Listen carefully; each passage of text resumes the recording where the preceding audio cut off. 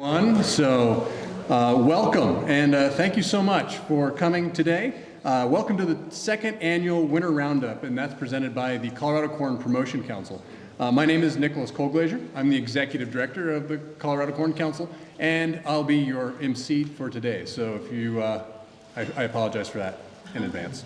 Nowadays it seems like we're all busier than ever, and so first off, I'd like to thank you for joining us today, giving us your time to come to this event and learn a little bit about what's going on in the corn industry and what's impacting you as farmers and the industry overall. So a little bit about us. The Colorado Corn Promotion Council is the organization that oversees the state's corn checkoff. Its dedicated board of corn farmers and staff work diligently to invest the penny per bushel assessment into research, market development, promotion, outreach, and education for the benefit of the Colorado corn industry and, most importantly, our farmers. In the last year, we've been hard at work putting those checkoff dollars to work. At your tables, you'll see our annual report that highlights many of the different efforts over the last year. I'd like to point out a few that stand out to me. The first is we have a new website. After completing a much-needed strategic plan and rebrand, we saw a need to update our website. These new website features are a more intuitive layout, making it easier for visitors to find what they're looking for and share information with our growers as well as the general public. Another highlight is our post-export exchange tours. In partnership with the United States Grains Council, we took a delegation of 26 Vietnamese on tours that showcase the corn supply chain here in Colorado. The tour covered the entire gamut, from on-farm corn production to handling and storage, research and outreach with Colorado State, to the end users like ethanol, livestock, and even a bourbon distillery. Our guests had the chance to see what makes our industry as great as it is, and hopefully develop and foster some business relationships at the same time. And lastly, one of the things that I'm most excited about is our jump into new uses. Our farmers are very good at what they do, and that means that there's more corn grown each and every year. While we continue to work and enhance our current markets, the need to increase demand becomes paramount. This year, we joined 5 other corn states in the Radical Corn Supply Chain Challenge. The goal was to find innovative companies that were finding new uses for corn. After taking in over 130 applicants from across the globe, it was boiled down to 4 finalists who faced off in a Shark Tank-like challenge. In the end, we invested $1.5 million in 2 companies, Lackrell and New Iridium. Those technologies could create over 3 billion bushels in new demand. And a fun fact, one of those winners is right here in Colorado, New Iridium, doing research on how to turn corn into acetic acid. So overall, 2024 was a great year. And with our second annual Winter Roundup, we're looking forward to a great 2025. When it comes to farming, it seems that there are a never-ending lineup of challenges, and the last few years have been no exception. I hope with the work we are doing today to face these challenges will benefit you, our farmers, and our industry tomorrow. Today we have a great lineup of speakers to talk about many of the challenges you and agriculture are facing, along with some updates of the work and programs we've been involved with over the last year. We'll cap the seminar off with a banquet tonight, which we hope you'll stay for. And so, before I would turn this over to our first speaker, I would like to recognize Syngenta, who is our sponsor for today's event. Without their generosity, today's events would not be possible. Jeff Hopp, could you raise your hand? Jeff has joined us today, and so let's show our appreciation to him and Syngenta right now. Later on, you will hear from Jeff, and he's got some really cool updates on what Syngenta is doing to benefit our farmers in the corn world. Later, if you get a chance, you can chat with him as well for some one-on-one time. So, with that, let's get started. Our first speaker today is Becky Langer-Curry. As Director of Inputs and Innovation, Becky is responsible for the strategy of the National Corn Growers Association and state affiliates on key issues related to seeds, fertilizers, pesticides, and other products required for her corn production. Becky ensures that regulatory requirements are reasonable and don't necessarily burden our growers, industries, and agencies. She will also work with farmers to help them understand current and proposed regulations and labeling requirements. Previously, Becky spent 15 years at Bayer Crop Science, where she led a variety of Bayer programs, including the U.S. State Regulatory Engagement, Biodiversity and Environmental Stakeholder Strategy, North American Bee Health, U.S. Forward Farming, and the North American Biosafety. With an extensive background in biological sciences and modern agricultural techniques, Becky is passionate about sharing knowledge and solutions that help the world's agricultural systems. Becky holds a PhD in pathobiology from the University of Arizona and grew up in a diversified farm in Calumet Falls, Oregon. Outside of the office, Becky is an avid golfer, enjoys cooking, and loves to entertain her dog, Jack. So, Becky, thank you so much.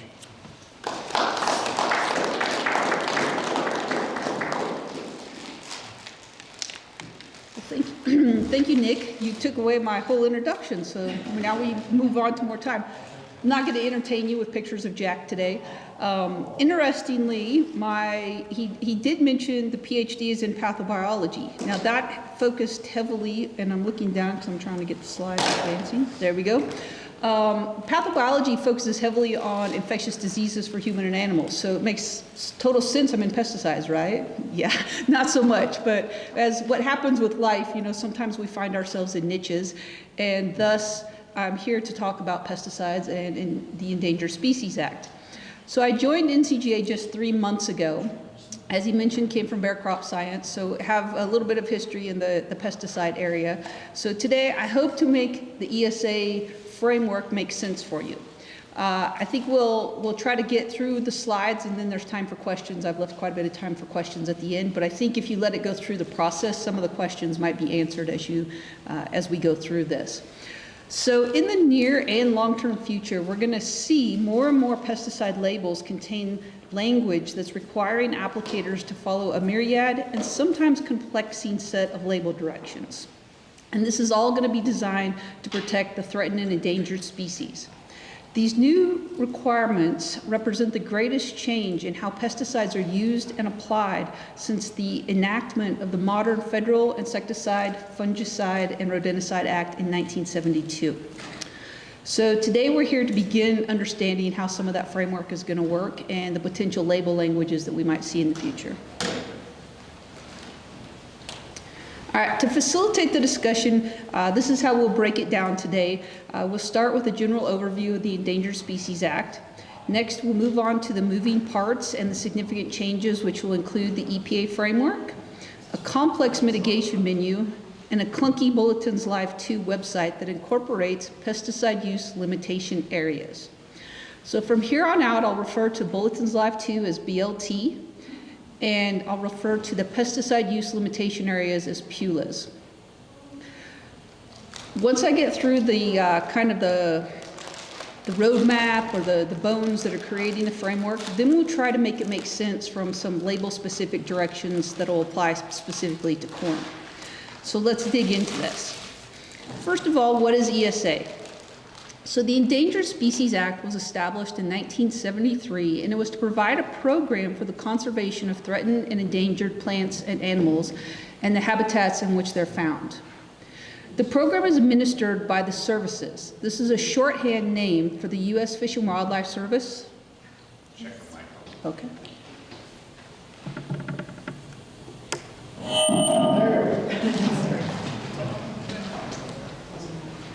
Can you test it? Test. Keep talking. Testing. Is that good? Is that good back there? Okay. Do you need me to start again? Okay. All right, so the services is a shorthand name for the U.S. Fish and Wildlife Service and the National Marine Fisheries Service, and those are the organizations responsible for the Endangered Species Act, or administrating the Endangered Species Act. The law requires federal agencies such as the EPA, in consultation with these services, to ensure that the actions that they authorize, fund, or carry out are not likely to jeopardize the continued existence of any listed species or result in the destruction or the adverse modification of any designated habitat or species. The law also prohibits any action that may cause the taking or harm of any listed species of fish or wildlife. So interestingly, while the Endangered Species Act has saved some species from going to extinction, it has not helped many species avoid or I should say, obtain a sustainable population to the point that they've been taken off of the list. Over 13 years ago, critics were very vocal over the Endangered Species Act and the fact that it was not transparent and they did not have established protocols that would help them enact or carry this act forward and protect the species. So NGOs, mostly those opposed to pesticides, sued the EPA. Now the EPA was found to have lacked clear and efficient implementation of their ESA obligations during their pesticide registrations and protecting the species from those pesticides. So the EPA was then court-ordered to catch up on the various pesticide consultations and develop overarching strategies for the various pesticide classes. This brings us to where we are today in the EPA framework. So before we begin discussing the framework, it might be beneficial for us to go back slightly and look at what the step-by-step process is when you're looking at a species that's going to be listed. So the chart in the middle, or the figure in the middle, is a graphic of this process, and then I'll walk through it. The listing process is going to start with a petition that must include scientific and commercial data that supports the claim that a species should be listed or the request that a species be listed as threatened or endangered. The petition is reviewed by the applicable service, and then a decision as to whether a listing is warranted is required to be announced within 90 days. If the answer is yes, then a 12-month status review is initiated. The status review is a very extensive review of the species, and it includes expert and public data submissions along with a peer review of the final document.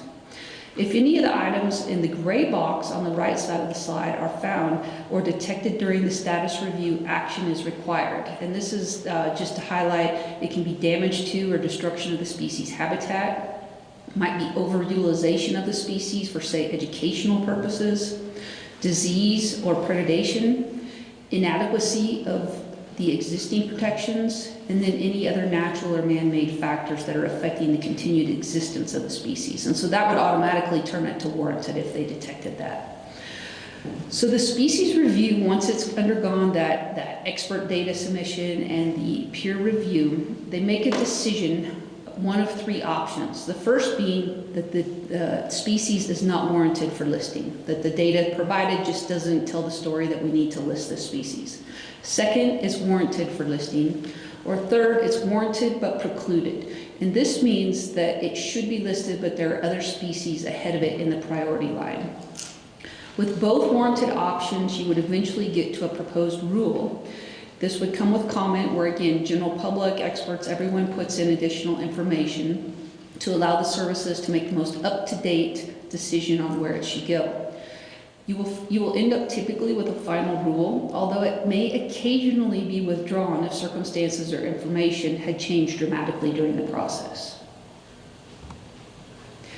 Now to just look at this listing in one more level, the monarch butterfly gives us a very nice recent example of this process. So in 2014, they received a petition asking them to list the monarch butterfly as endangered. At that time, they determined that yes, it may be warranted. So it went into that status review period. Through the time of 2015 to 2020, there were a lot of legal actions and many extensions on this petition. And then finally, in 2020, they said it was warranted but precluded, that they had many other species ahead of it. And the deadline for a decision, or a final decision, was December 12th of 2024, so just 2 months ago. At this time, the Fish and Wildlife Service proposed a threatened species status with a Section 4D rule for the monarch butterfly and its designated critical habitat. Now, in this case, the 4D rule is very important. You don't always have the 4D rule up here. And if they say threatened, they can enter this 4D rule, which means that we can modify or exempt certain prohibitions to balance conservation efforts with the economic impacts. So if we use the monarch butterfly as an example, what we'll be looking to request is that you need to exempt agricultural fields that are currently in production or are used for production because we need the pesticides in those fields to produce corn. And so you have some flexibility with a 4D rule that you don't have if you go immediately to an endangered species listing. So our public comment period will end on March 12th of this year, and then you have to anticipate a final rule a year from the original proposal. So by December 12th of 2025, we'll have a final rule on the monarch butterfly. And then, looks like we have, there was a beautiful picture of a monarch butterfly here, and we just have a piece of a wing. So maybe it's going towards endangered, I don't know. But one of those technological glitches that's missing from the picture. But the top box, again, kind of highlights some of those 4D rule exemptions that you might see. Right now, they're proposing to exempt routine ag activities, which means you might be working on the ditches, the roads, the buildings on the farm. Those are exempted. We have to work to get the actual production fields exempted. And so it's very important that we have grower input at this point. And so like at the national corn growers level, we'll be interacting with your different action teams and different state representatives to make sure we're bringing all of the state information into the comments that we provide. All right, so I promised you we're going to talk about the ESA framework. Let's flip back to that now, go into more detail, and allow us to understand where these future labels may be heading. So don't panic, this is a lot of words on this chart. It's more for your reference later. I see some of you taking pictures. I imagine Nick might be providing these slides afterwards, or if he doesn't, I'm certainly happy to. But recall that there was a court-mandated order for the overarching strategies. These had distinct deadlines associated with them. The herbicide strategy was finalized in August of 2024. The insecticide strategy is anticipated to be finalized any day, Q1 of 2025. And then the fungicide strategy is anticipated both in draft and final format in 2026. And the vulnerable species action plan was finalized in September of 2024. With two of these documents and one draft, so we've got the herbicide strategy, the insecticide strategy, and the Vulnerable Species Act. With those three in more of a final format, or at least very far into the draft format, we're able to see a coalescing of information and a bit of what EPA's vision of these policies or frameworks are. So the Vulnerable Species Action Plan, I'll start with that on the right side because it's kind of a standalone by itself. It's the most restrictive due to the fact that it's the species that are the most vulnerable to pesticides. And the mitigations that would come from a vulnerable species listing, or that act, will be put into the BLT and the PULAs. Remember, that's Bulletin's Live 2 and the pesticide use limitation areas. All of the other strategies are designed to be fairly overly conservative estimations that will protect the species ahead of a full consultation. So we said the court had ordered the EPA to catch up, so they're trying to encompass, say, all of the herbicides into one strategy, create the mitigations that would protect all those mitigations, and be over conservative so that they've caught up ahead of the Fish and Wildlife Service doing a full consultation. For pesticide classes, the specific strategies, we'll see those implemented over the next 15 years. So the EPA is very quick to tell you these are not self-implementing policies. They will only come into play as you get a new registration coming out or a registration review process. So there'll need to be some action opened up at the EPA for them to then implement this strategy into the review process. For the insecticide strategy and the herbicide strategy, as I say, we're seeing a coalesce of information, and we're expecting there, or we've seen there, that there's a three-step mitigation process, which will include label mitigations, field level mitigations, and geographic level mitigations. We anticipate this approach would also be followed on the fungicide strategy once it comes out. Now, within NCGA, we see that there's a few opportunities where we can still help to inform these strategies or the results of these strategies in the future. The first being the EPA published in December a process in which they will create core maps, and we'll get into this a little bit later, but it's a process where they're going to refine the species map into a core map, and this informs then the pesticide use limitation areas. And so with the mapping process, you're able to have experts go in and help you with this map. And so it's an opportunity for us to make sure that the maps are telling the story that we want them to tell in corn growing regions. And again, we'll go into a bit more detail of that in a few minutes. The second opportunity to influence things will be during the comment period of each active ingredient as it comes up, either with that new registration or a registration review. And that's where we can provide real use data, particularly as it's needed in areas just adjacent to those PULAs. And that will likely end up with the best outcome on the pesticide mitigations needed. And then finally, In general, every chance we get, we're continuing to push that work with conservationists should qualify for an automatic exemption. This will prevent the farmers from having to total the points and put it onto the conservationists. So not trying to pile work on them, but it would be a better balanced approach for the strategy. All right, so we have that three-step mitigation process. Here's what a label might look like if it was in the three-step process. And does the arrow come up here? No. So at the top in the red bars, which you probably can't read the language, it's going to say that do not apply with rain, and it's too small here for me to see it too. But I highlighted that as a red, meaning kind of stop. You're going to have to pay attention to this. So there'll be that label mitigation. And they're pretty much do not apply in rain or saturated soils. We're being told that's going to come out on kind of all the pesticide labels coming forward. You can anticipate that to be a standard alert process there. Step 2 in the middle is going to be the field mitigation. And this is where you're going to visit this EPA mitigation menu. And the label itself highlighted then in these, in the yellow, like in this case, this label tells you you have to get a total of 3 points to use this pesticide on your field. And we'll look at how you can assemble some of those points. And then finally, there'll be a section where it's the geographic mitigations, and it'll tell you if you need to visit the BLT or the Bulletins Live too. And it'll highlight that you need to print out a bulletin within 6 months of your application when visiting the BLT website.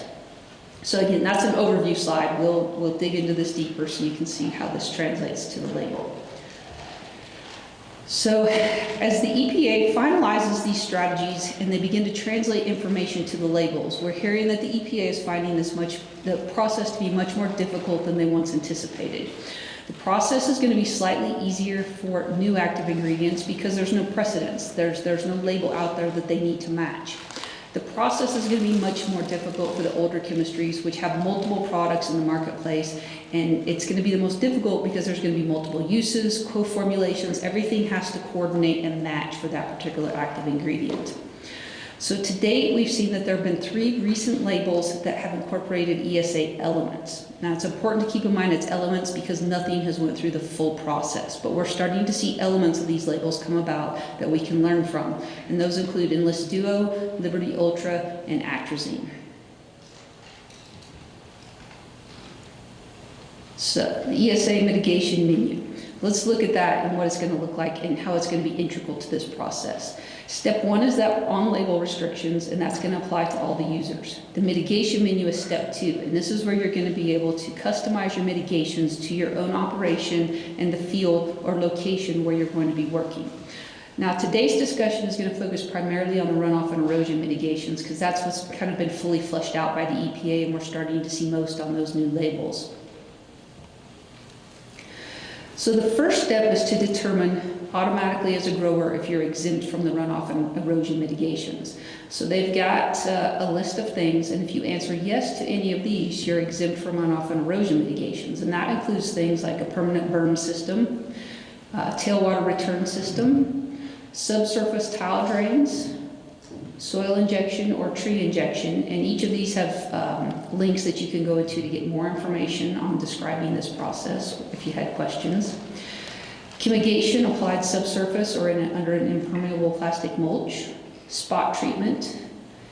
Is it less than 1/10 of an acre being treated? And then finally, are there areas that are 1,000 feet down gradient from the treated farm that comprise entirely managed areas? All of those things will qualify you for an automatic exemption and you can move on. The managed areas, again, are highlighted over here on the right for more information, but in our case includes things like agricultural fields, roads, paved gravel surfaces, mowed grassy areas. All of those things will fall into your managed surfaces that could get you an exemption. So let's put the concept into a picture for a little bit better visualization. So here is a runoff and erosion example. This field has been looked at, and you can see by the orange arrows, it's noted to slope both north and south. The red arrows highlight that there's a river surrounding the entire field. And so let me step away from the mic for just a minute. So the lighter area is your treated field, and you got this river that's going to run all the way around that field. So it's not going to qualify for a runoff and erosion automatic exemption because we're not 1,000 feet from something that has managed areas around it. It's a row crop system, so it's not going to be receiving soil injection, fumigation, or spot treatment. And again, it doesn't meet the down gradient. So this field is going to need some runoff and erosion mitigations. So without going to the mitigation menu for this actual talk, we're going to highlight some of them right here on the types of mitigations that you'll have to consider. We're going to concentrate on the blue side, which are the runoff and erosion points. The other spray drift is there for your information later on. And again, they're flushing those out. It'll become more routine in the language and discussions as we move forward, as the EPA finalizes different policies. But the runoff and erosion mitigations, you're going to have exemptions of production systems. You'd have exemptions of application methods. You may have that landscape factor, the downslope area, where you will not require points. And then if you know you need points, like we just looked at that field, you're going to have an ability to look at a runoff vulnerability relief, which is going to be county-based. You then have field characteristics to take into account. How are you going to apply the application parameters? Different in-field measures that you look at, adjacency to your field measures, captured runoff and controlled discharge systems, other mitigation menus, and then expert program or tracking aspects. And those all offer a different variety of points, and you'll see how that unfolds momentarily. So if we go back to this field example, and they went through the process, they found that their field actually qualified for 15 points, which is good news, because 9 points is the maximum at this point that you need for any of the chemistries out there. So they could use any chemistry they wanted on this field and be okay once the points were totaled. So they looked at the county they're in, and they learned that they get 2 points because they were a low runoff county. The infield applications, they found that they had conservation tillage, so they qualified for 3 points. They had long-term cover crops qualifying them for 3 points, and they did not irrigate the land, so it was another 3 points, for a total of 9 points of infield mitigations.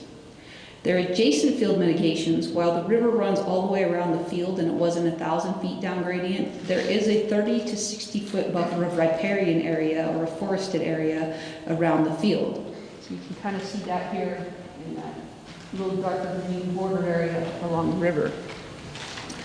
So they had, in this case, 2 points, this riparian area.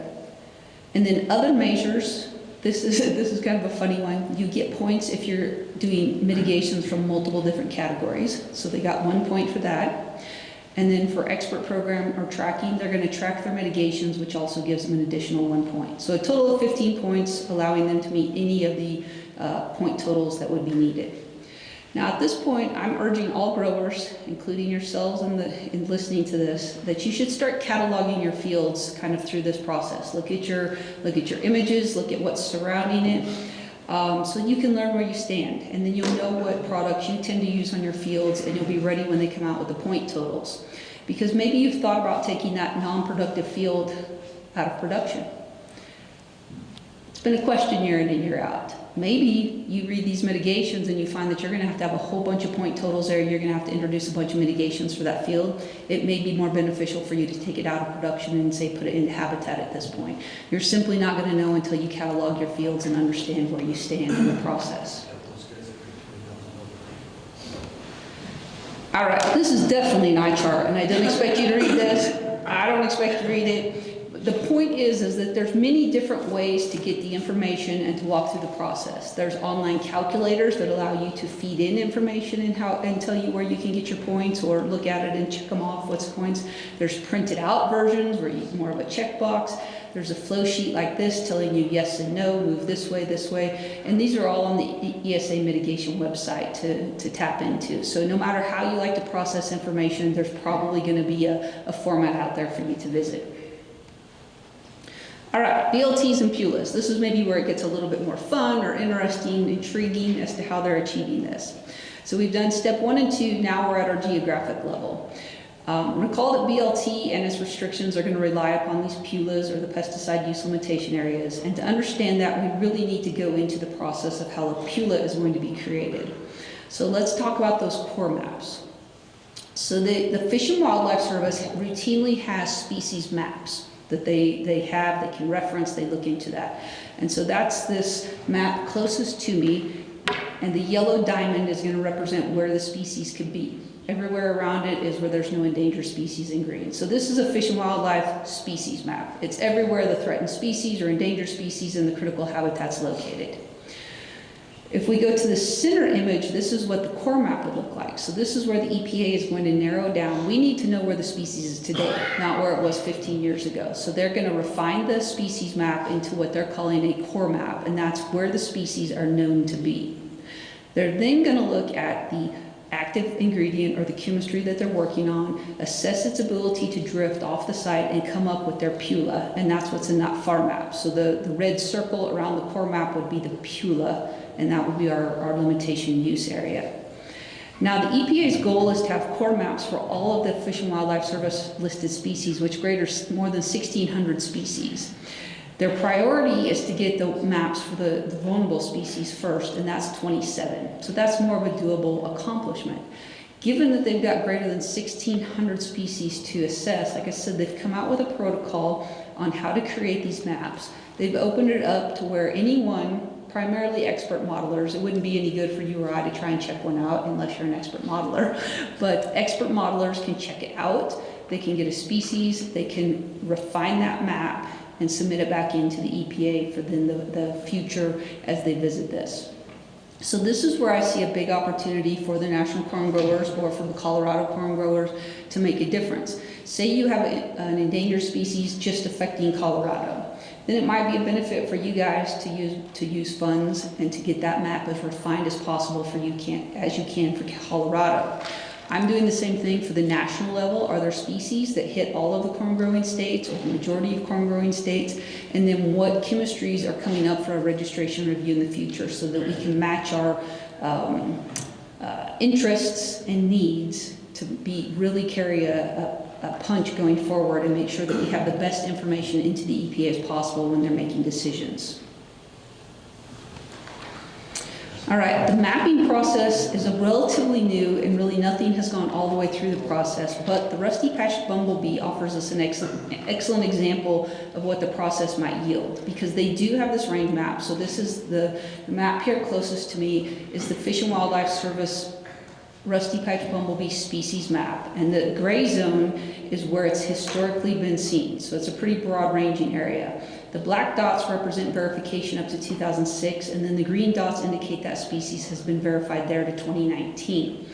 So because this is so recent, the core map has been already created for us. And this was done by an EPA and a Fish and Wildlife Service person regional to the Minnesota, where most of the sightings or verifications have taken place. So in the middle, we have what would be a core map, and that's only where they're known to be at this point in time. And then this is an example of what a PULA could be. Note, it's an example, it's not a true PULA map, but they have come out with where the critical habitat is, and that's the blue areas here. And so I just inserted that little red circle over there as if we were doing a pesticide drift area to show you what a PULA might look like. So we're refining each step of the way. So now let's look at some specific Colorado real-life examples for a BLT. BLT in its current form is not the easiest platform to interact with. It's often referred to as being clunky. But as you work with the system, it's going to get a little bit easier. You'll gain knowledge, and you'll know your specific locations. So it'll get easier as you work with it. For this example, I opened up the BLT platform. I filled in an expected date of application for April 2025 and then entered my product that I was interested in. The product I searched for in this case was Kaput D Prairie Dog Bait. Lo and behold, there's a hit for Colorado, and generally the Greeley area.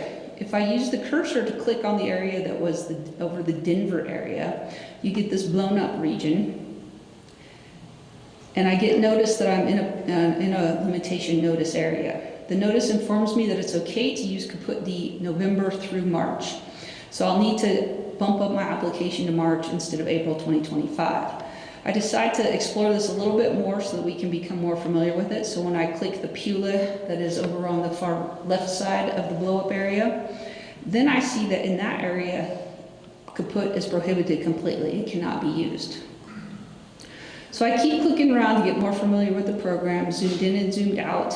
And then I see that on this expanded area, the Greeley dot is right on the pink line. So we need to look at that a little bit more. So as I continue to click around, if you click on the left side, Pula, you get the gray overlay maps. And again, kaput is prohibited year-round, but there's two little dots over here above the Denver area that we wouldn't have even noticed on the prior map. And there's also a little carve out around Denver, and you get another little area. So this is really highlighting the importance of doing an address-specific search when you're into the BLT. Don't rely on just going to Colorado and taking a quick glance, or even just saying what PULAs are in the Colorado area and letting that come up. You really need to hone in on the address to get the best information possible. So back to the opening page of the BLT, I typed in the address that we're at here today at the DoubleTree.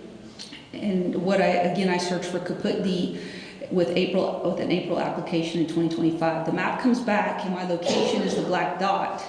I'm in a pink PULA zone, which indicates that I'm in PULA zone number 30 and that there's a limitation for Kaput D. When I click the full details, you get down here that you can use it between November and March 15th. So I'll do my treatment earlier than I had anticipated. And since I'm within 6 months of my application, I'm going to click on print the bulletin, and this bulletin over here is going to get printed out for my records, which is a legal requirement on the labels that you get that bulletin in your records. Now, interestingly, the Clarion Hotel, which is just about 2 blocks away, is completely out of the PULA. So again, highlighting the need to really hone in on your address, your field location when you're doing this. Now, you're wondering why I've wasted your time with Kaput D. You're corn farmers, you want corn-specific information. Well, that's a very excellent question. The problem is, it seems the only PULAs in Colorado right now are for prairie dogs and other rodents that came out of the rodenticide policy that was finished. So I had to use this product in order to be able to show you PULAs adequately in this example. But let's now move on to some corn examples. So I mentioned earlier that we have 3 products that have ESA elements. Those include Atrazine, Enlist Duo, and Liberty Ultra. So I've put together this information that we can learn what the actual labels look like. Of note, I know that Greg's talking after me on Atrazine, so we're going to leave Atrazine out of our examples today and focus on the other 2 products that may not be of much interest, but they will still be important to show you how it works. So first is the Enlist Duo runoff and erosion. Now in this case, this was the first product that had ESA elements, and so all of the mitigations are appearing on the label, and you don't have to visit the website to get the information. It comes down and it tells you through the label language that you need to have either 4 points or 6 points to spend, depending on your hydrologic soil group. So you would determine that, and then you have a chart here of the mitigation menus that you can put in. Reducing your number of applications, you might have vegetated filter strips, you may have cover crops. Either way, you need to come in and get the 4 or the 6 points.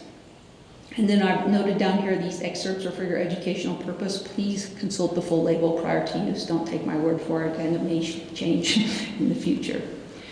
They're also going to have the spray drift management, and this is going to help you determine the nozzle selections and your sensitivity, your buffer zones to sensitive areas. So the Enlist one, while it has elements, is still very straightforward with everything appearing directly on the label for you. Liberty Ultra example is a little bit more complicated. You get that section 1, that label mitigation, so here we can read it, it's in a bigger font. Do not apply when soils are saturated or at field capacity. I mentioned we anticipate that to be on most pesticides going forward. And then do not apply during rain. It tells you have to achieve 3 points and that you need to visit Bulletins Live 2. And so on the geographic mitigations, it just reminds you again to visit Bulletins Live 2. It also has a separate section on spray drift management, since those mitigations have not been fully blown into the EPA mitigation website. So if we want to use Liberty Ultra, we're going to first ask ourselves, can we answer yes to any of the automatic exemptions? In this case, we're going to answer no, so that we can go on through the process and see what that looks like. So first, let's consider if we have a county runoff mitigation. So for a Colorado-specific example, we're going to focus on these 2 counties, Phillips and Sedgwick, right up here in the top northeast corner. And that's because it's easy to visualize and orient ourselves there. So once you've visited this, you see that both of those counties are color-coded as a very low vulnerability, and that's here where it's in a very pale color yellow, that's a low runoff vulnerability area. So you automatically qualify for 3 points of mitigation.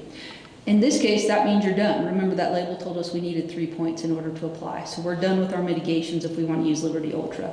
But just to continue the process here slightly, there is a spreadsheet that you can look at. You don't have to always use the visual component. There's a spreadsheet. You can scroll right down to your county, see the number. And then, let's see, that's it. Just that if you need more points, then they'll go through the next step of the process.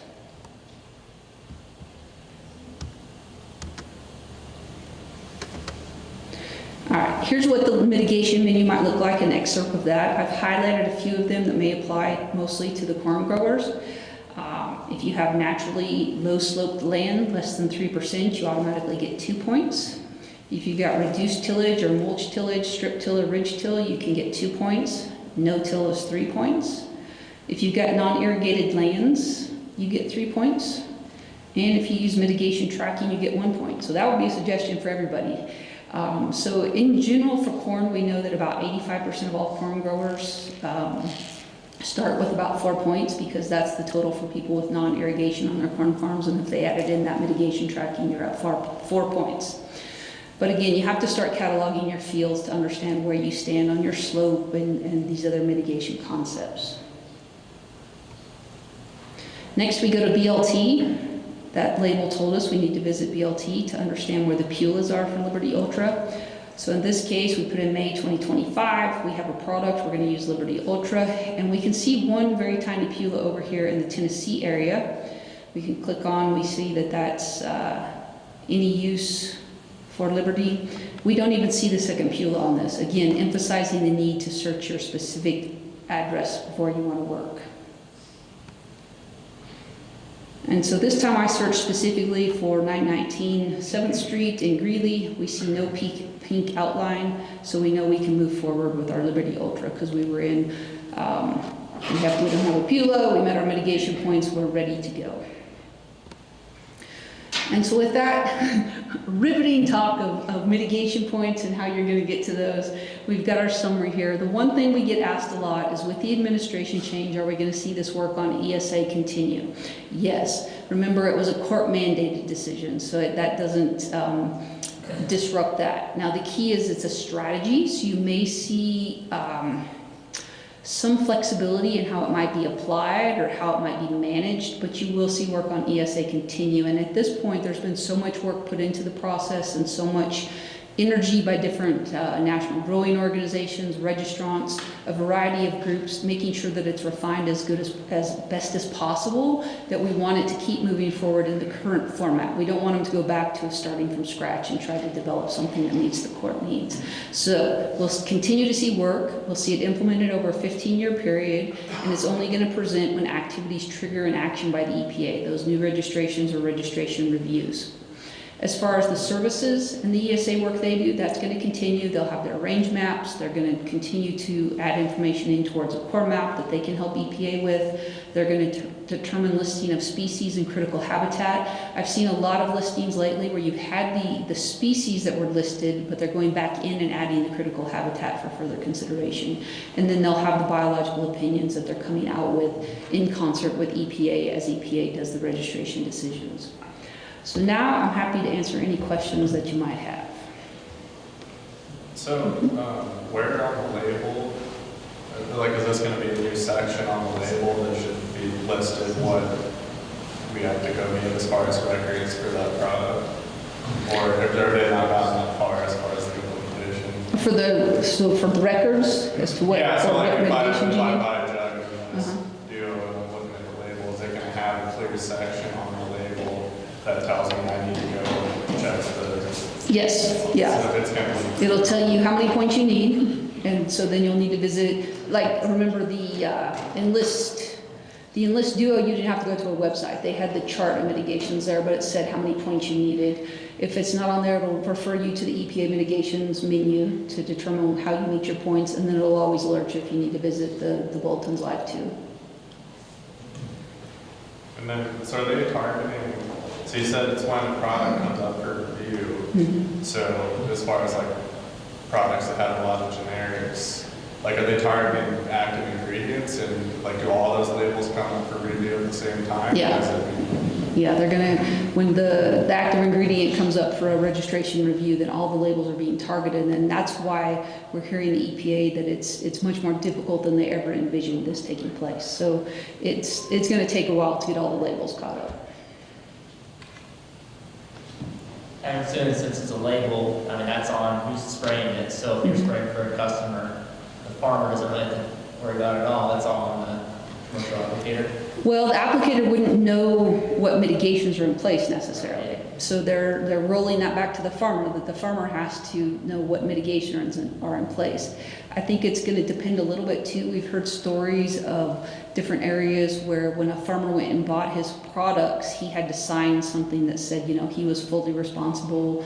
I think you're gonna see different language come out from applicators, from, field sales, from farmers on how they're going to manage this. But ultimately, they're saying it's the farmer, because one of the biggest questions is when a farmer rents the land, how are they going to achieve all of the mitigations? And that's one of the biggest questions still swirling in the whole process.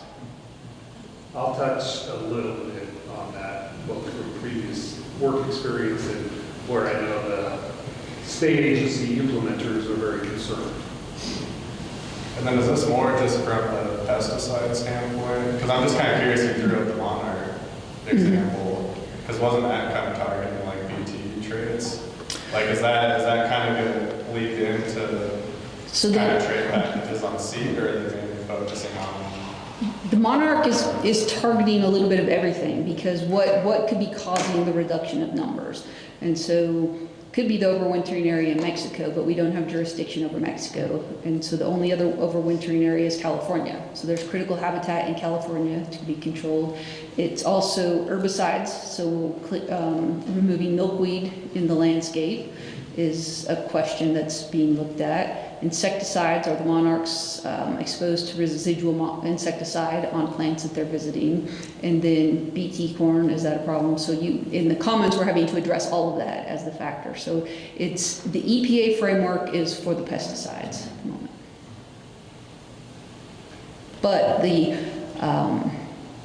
when you get a species listed, so like the monarch, if the monarch through the end of all this and they come out with their final rule, maybe they decide from the comments or the lack of information in the comments that BT is the sole factor.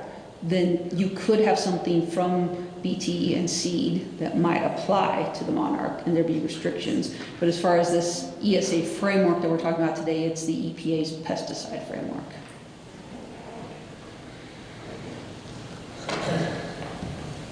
So question on the endangered species. How are they tracking that? Because I know when they did a unless duo registration or restriction here in Weld County a couple of years ago, there was a species of concern that had habitat in Weld County, so they banned it in the entire county, even though it's a very narrow strip along the South Platte where that species, the Prebles Village Jumping Mouse lived. Yeah. Are they going on county, like if there's a critical habitat in a county, is it banned within the county, or are they actually getting more granular now?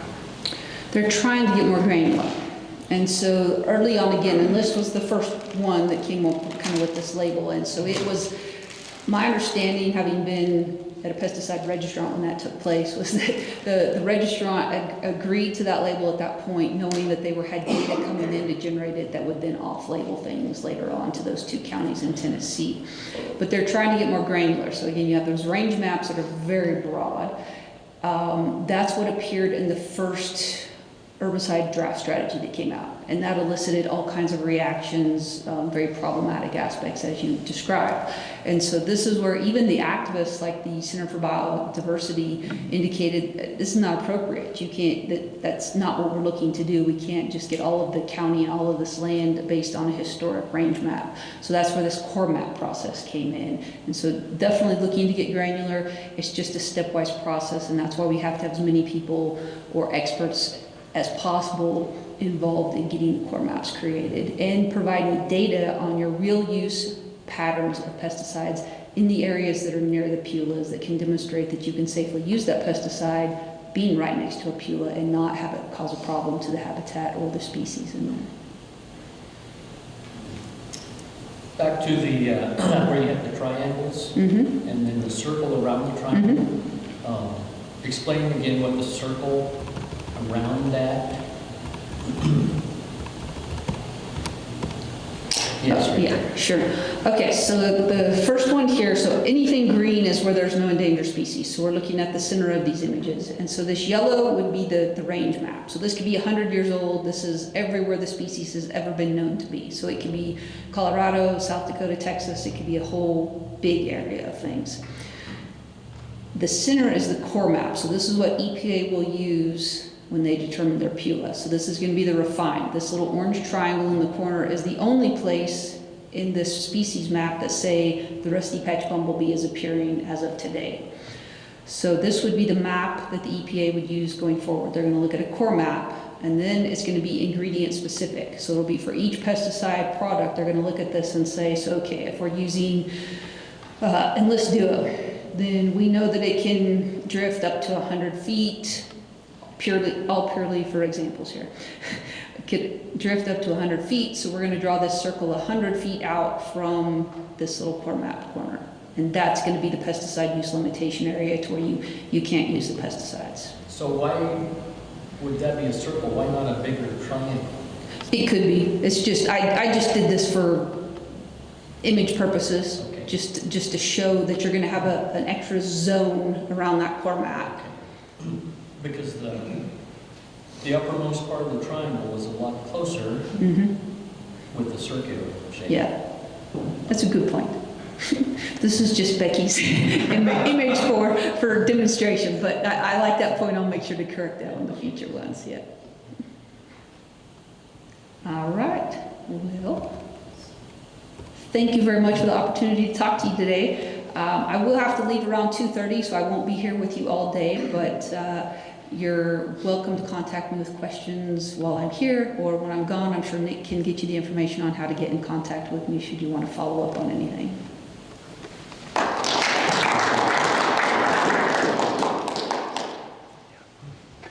All right, thank you, Becky. If you didn't learn anything there, I don't know what I can tell you. There's a lot of information to download, and there's a lot of ramifications for our producers and for our industry because of what's coming. And so we are going to be working with NCGA on how we best help inform our producers here in Colorado so that they can abide by and work within this framework. So our next speaker is a friend of mine who I used to work with as a former CEO of Kansas Corn, Greg Krisick. So Greg was named CEO of Kansas Corn in February of 2014 and served in the capacity until April of 2023 when he transitioned to CEO Emeritus. He continues to serve the organization in the role as a senior advisor. So Greg has over 35 years of experience working in agriculture, ethanol, new uses for ag products, and renewable energy development projects, as well as many related areas in public policy. Previously, Krisick served as an assistant secretary to the Kansas Department of Agriculture, Department of Operations at Kansas Corn, and Kansas Grain Sorghum Director of Government Affairs for ICM Inc., and the manager of the Kennedy & Co. LLC. Krisick has served on many ethanol and agricultural association boards and on 7 ethanol plant boards of directors. He is co-chair of the Triazine Network and current member of the U.S. Grains Council Middle East, North Africa, Asia Advisory Team, focusing on export market development. Past chair of the board of directors of the Kansas City Agribusiness Council, past chair of the Kansas FFA Foundation Board of Trustees, and a past member of the Farm Foundation Roundtable. He is a past member of the United States Grains Council Ethanol Advisory Team and the National Corn Growers Association State Executives Coordination Team. He holds a BA in Economics and Political Science from Rockhurst University in Kansas City, as well as a law degree, an MBA from the University of Denver. He and his wife Beth reside in Manhattan, Kansas, but I've gotten to know him because he comes to Colorado quite a bit for family here. So let's give a warm welcome to Greg Krisick.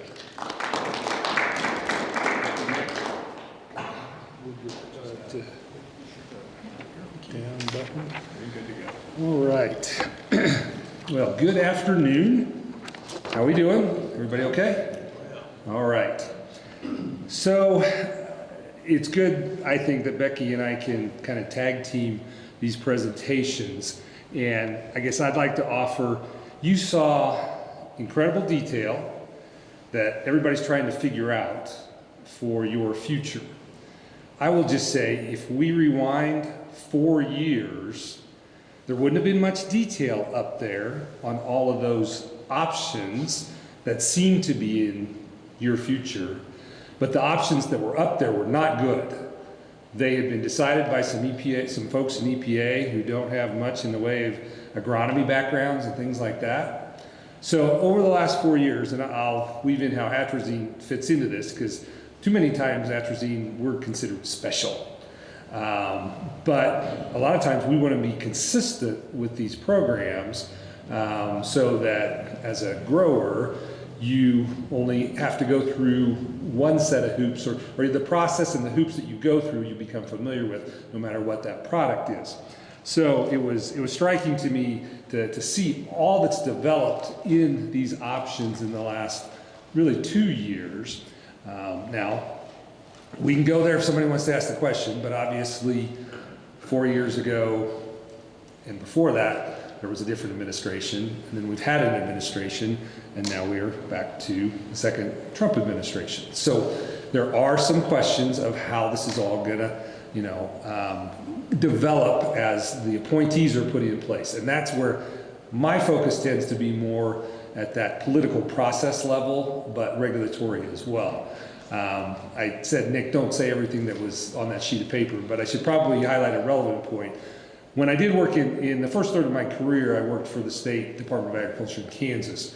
And for about half of that time period, at 2 different times, I was actually the pesticide administrator for the state of Kansas. So I am a recovering regulator in that sense too, but at the state level, which is very different than what I think happens at the federal level. I've also had this unique part of my career. I haven't run into anybody else that does exactly the same, but both paths end up at EPA. I'm very interested in biofuels and the ethanol and the RFS, and was very involved in that, but also then on the pesticide side. So I know these 2 sides of EPA, and what happens when you're paying attention to that, even like today, a lot of focus on behalf of corn growers on what this new EPA leadership will do related to biofuels. And that gets very policy oriented very fast. But at the same time, I will offer that I think we need EPA to keep functioning in its departments that do things such as crop protection registration, seed registration, things like that, where those responsibilities are. So there are consequences when we argue about what's going to happen, or when we advocate for what happens to EPA. But in the process, if the regular functioning has challenges, that's going to impact us as an agricultural community as well. Now, a triazine network. What the heck is a triazine network? It actually was established in 1994 by my predecessor, who happened to be in the role of the executive director of Kansas for 26 years, in conjunction with, I think at that time it would be employees of Ciba-Geigy, to create a grower network to advocate for the good things that come along with having, such as these crop protection products, and in this case, it being atrazine. So to the best of our knowledge, we were the first real group where, in discussions with an agency like EPA, there was a coalition of growers. Now, since that time, the more than 30 years that we're talking about, you have much more expertise in organizations like National Corn Growers, or the other commodity groups, or the Farm Bureau, to be able to have some of these discussions as well. So we, that I'm here today on, the Triazine Network, we've continued to evolve as a coalition of these different grower organizations, ag organizations. And on the left side of the slide, you see examples of the type of growers that we continue to work with. So while I spend, and the co-chairs have traditionally been mostly related to corn or even sorghum, where as you look at some of those mitigation discussions in Florida, some of the ground that they use is all burned in order to not have runoff. So this is where the difficulty comes in that Becky was alluding to as we started seeing the agency first just throwing out mitigation concepts that, you know, we're not going super granular, super specific, and then but we see grower. So the network really has focused on saying, let's get the science right to EPA. And it's been a long process. And again, a little bit about me. As a hearing officer within our department was what's called a pesticide management area in northeast Kansas, where the product at issue in areas that do have runoff frequently was atrazine, and how do we address that? So started learning about the atrazine product early on in my career.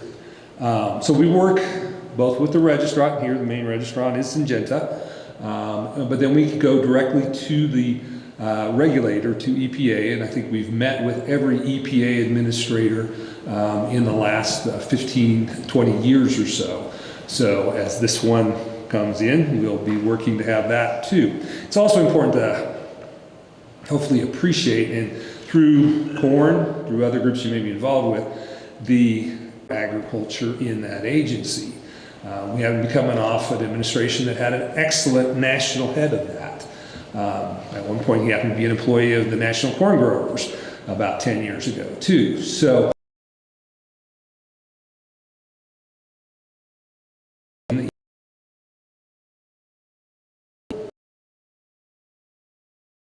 advisors, and there are so good luck with those. Agriculture.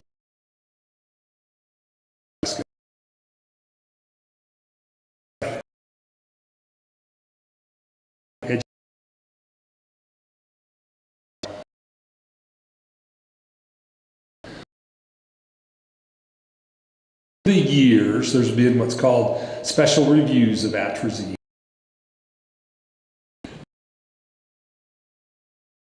Pages of every year that we've done something, but there have been numerous comment periods.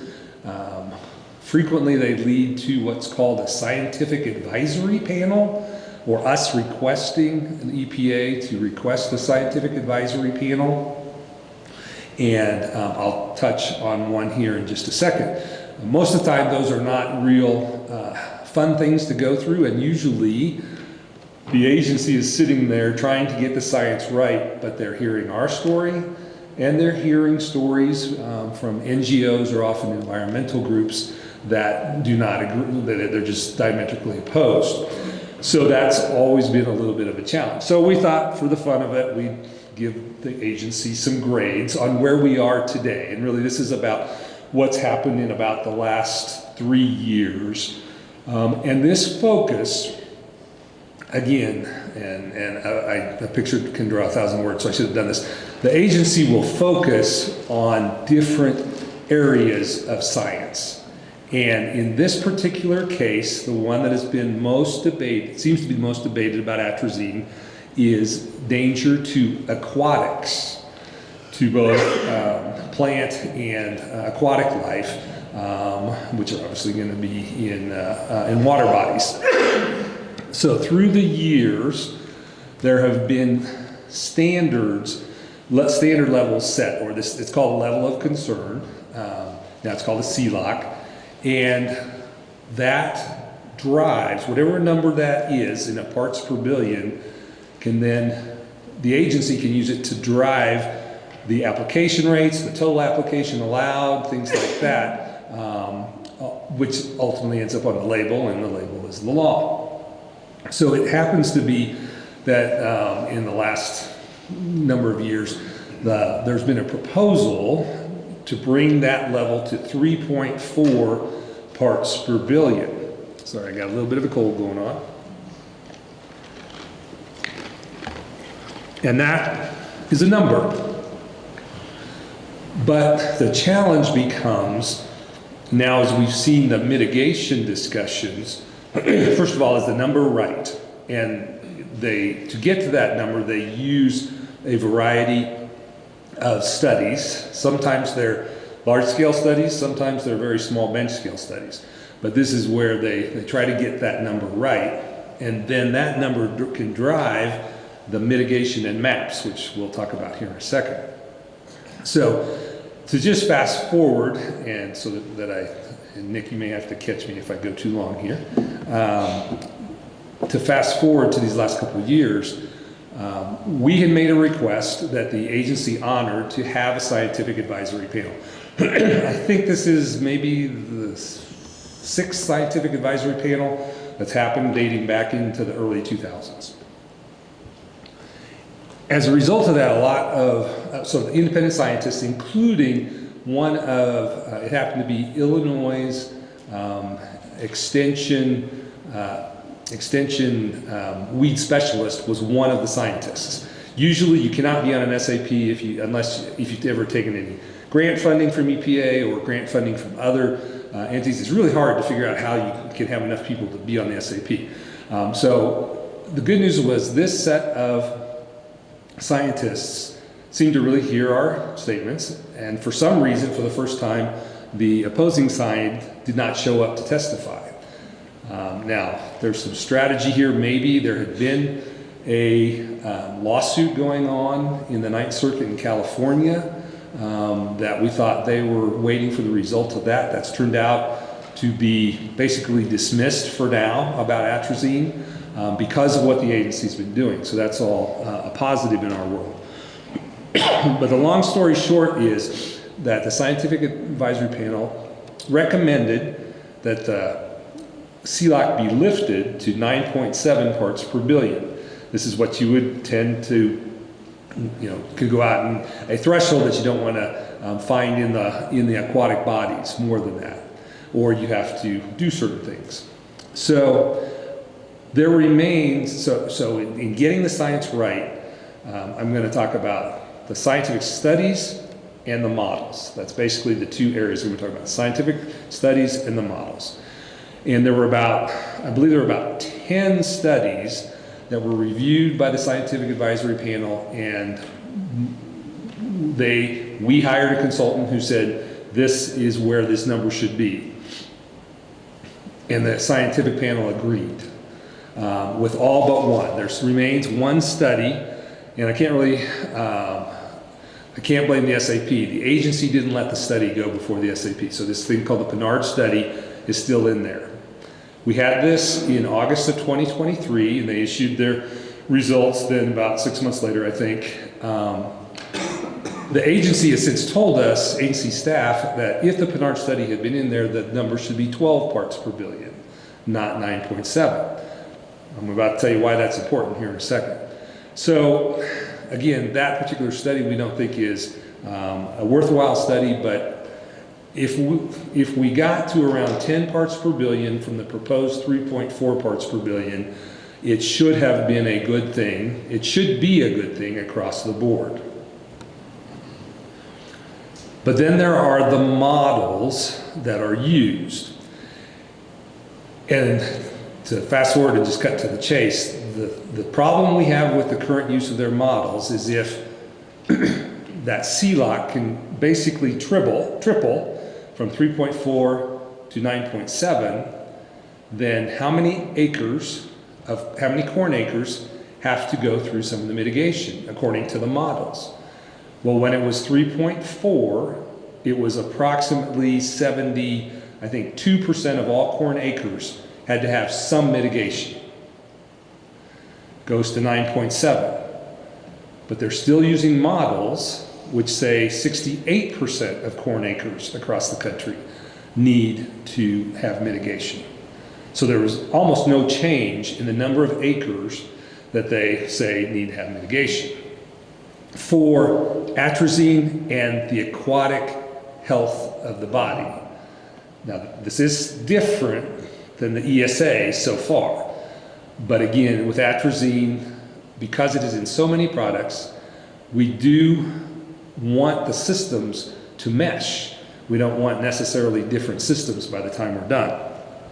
So there are some scientific arguments about how they are using what's called the warp model and going to an extra level of care, which is called the 95th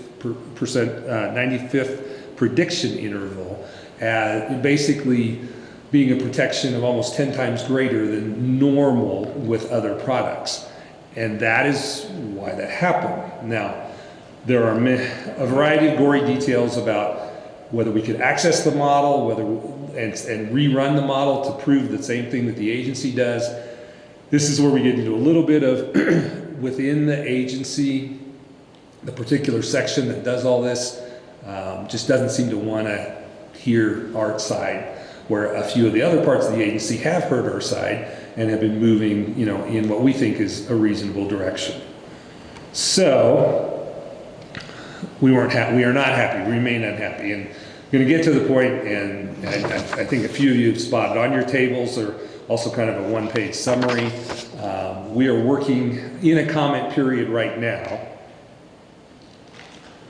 in which our technical consultant and then our members, like NCGA, and some of the sugar cane growing organizations, the fruit and vegetables, we will be making comments by February 18th on why we think, in that case, those models are still not the right way.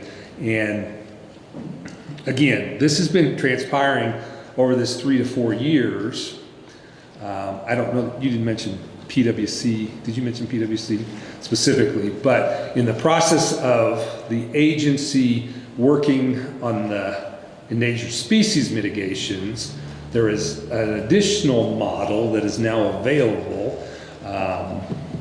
I always forget what PwC stands for, pesticide water something, but it is a better model, frankly, and I think it's even used within some of the other agencies in USDA. And so far, EPA won't switch to that model, but we think some of those models would help us with the argument that I just made, that not as many acres should be under mitigation.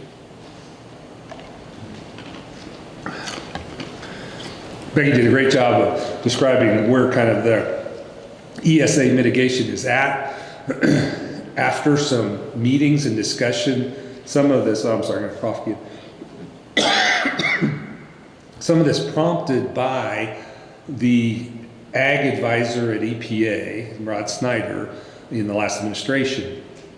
We really got USDA and EPA working together on a comprehensive list of mitigation practices. So we believe that we're headed for atrazine, who's been, and I guess I should have said, the special review of atrazine is all separate than anything related to ESA, but they're coming together in how they would be implemented, assuming all of these steps continue to move forward in the new administration.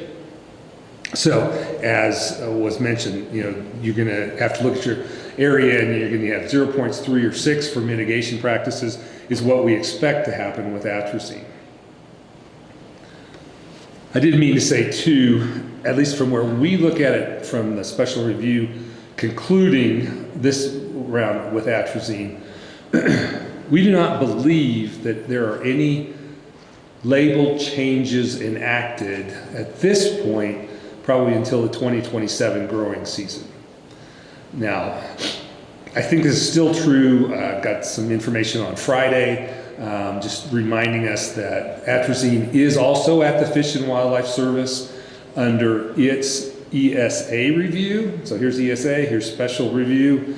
But again, if I could make some estimations of when Fish and Wildlife Service finishes their part and sends it back to EPA, potential special review finishes with EPA at a minimum, and the process it normally takes to make label changes, I don't see it being in place in 2026. I see it being in place in 2027. Now, I can be proven wrong, but I also know in this change of administrations, If the EPA administrator is approved at all in the near future, the next layer of appointees have not been made. And my experience through the years is right now, there are career EPA managers who carry the titles of the acting different administrators of the sections, but it is rare for those career employees to make many decisions.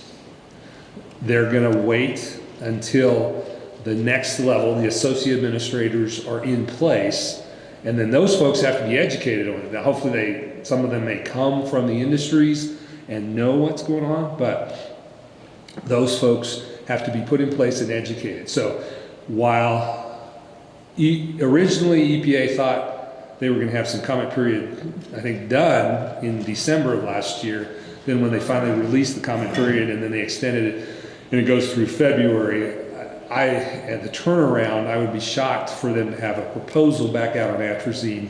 I'll be shocked, but they might be able to make it by the middle of this summer.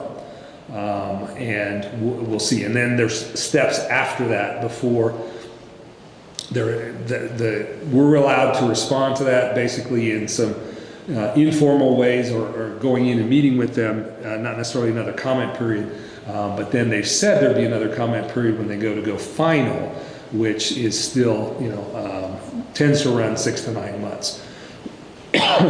Our coalition has an annual planning meeting here in a couple weeks in which we will hear from some of the experts who are giving us the best possible predictions, and also our own members on what they're hearing with interacting with the agency. So now, a little bit more specific, to Becky, it's her credit. She thought she was going to be talking about this, so she made a couple slides of maps, and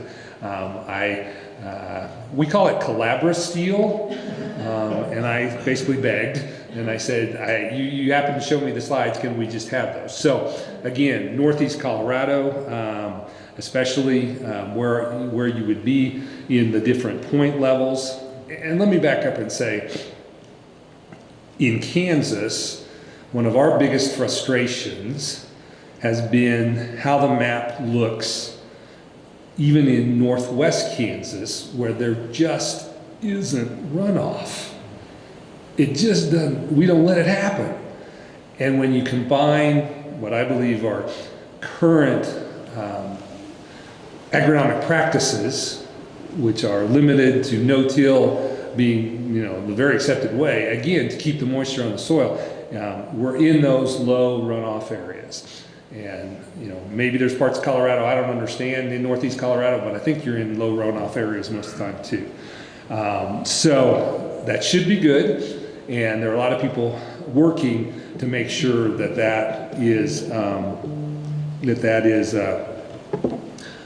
doable when the time comes. But I'm not positive what the future looks like. So here we have watershed bins by county. Phillips County confirmed 6 points. Some areas might be 3 or 0. Sedgwick confirmed to be 3. Some areas may be 0.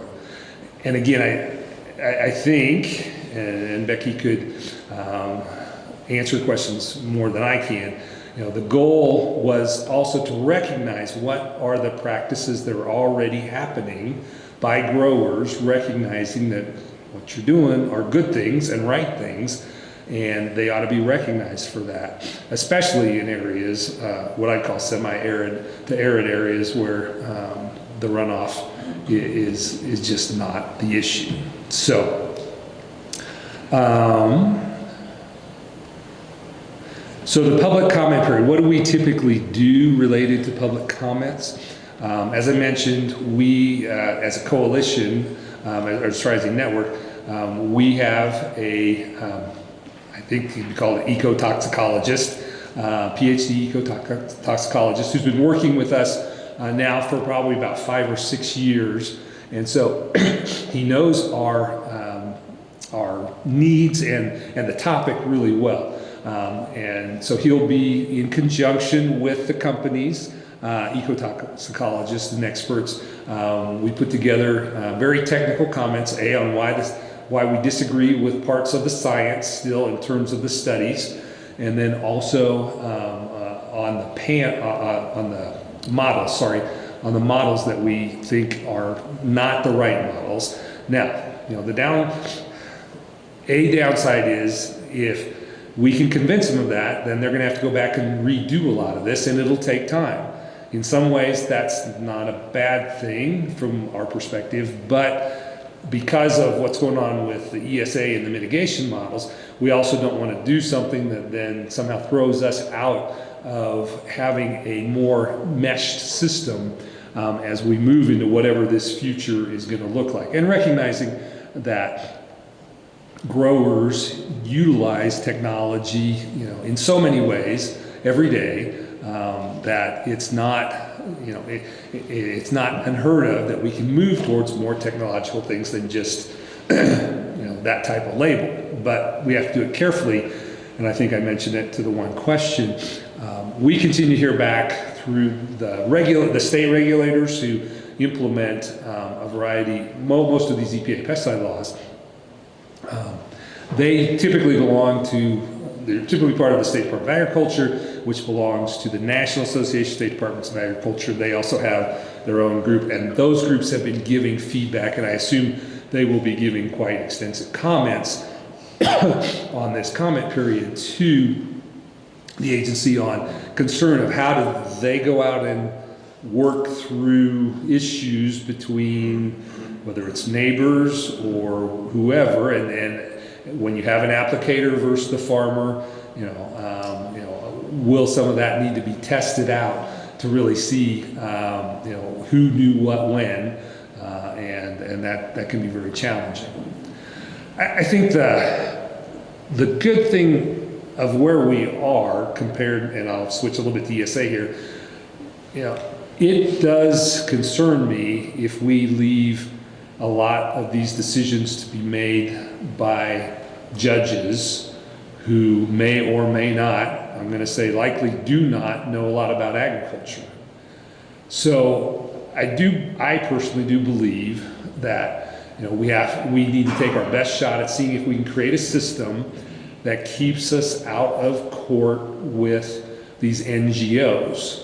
Some of these NGOs, that is really what they do. That is how their existence continues, that perpetuates itself, is by the lawsuits that they bring against the federal government. And sometimes that agency is got their act together, and sometimes they don't. If we don't, in some cases have to be a friend of the court and somehow not necessarily intervene, but be a friend of the court and provide the information that they need. So, while this seems like it's gone on forever, and I happen to have a coworker who's worked at Kansas Corn, I believe since 1995. If you remember, this started in 94. It has been a significant part of her career. And she certainly didn't expect that to be part of her career, but it is through the example of we have to continue to advocate for ourselves, even in this way, in order to keep us keep a product on the table, which I think available, which I think is very important to the way we are farming now. So the Tri-Zinc Network will be asking our members organizations to provide comment, and they can be a little technical at times, more technical by the associations. For example, the corn world will go to our state associations and ask for them as well.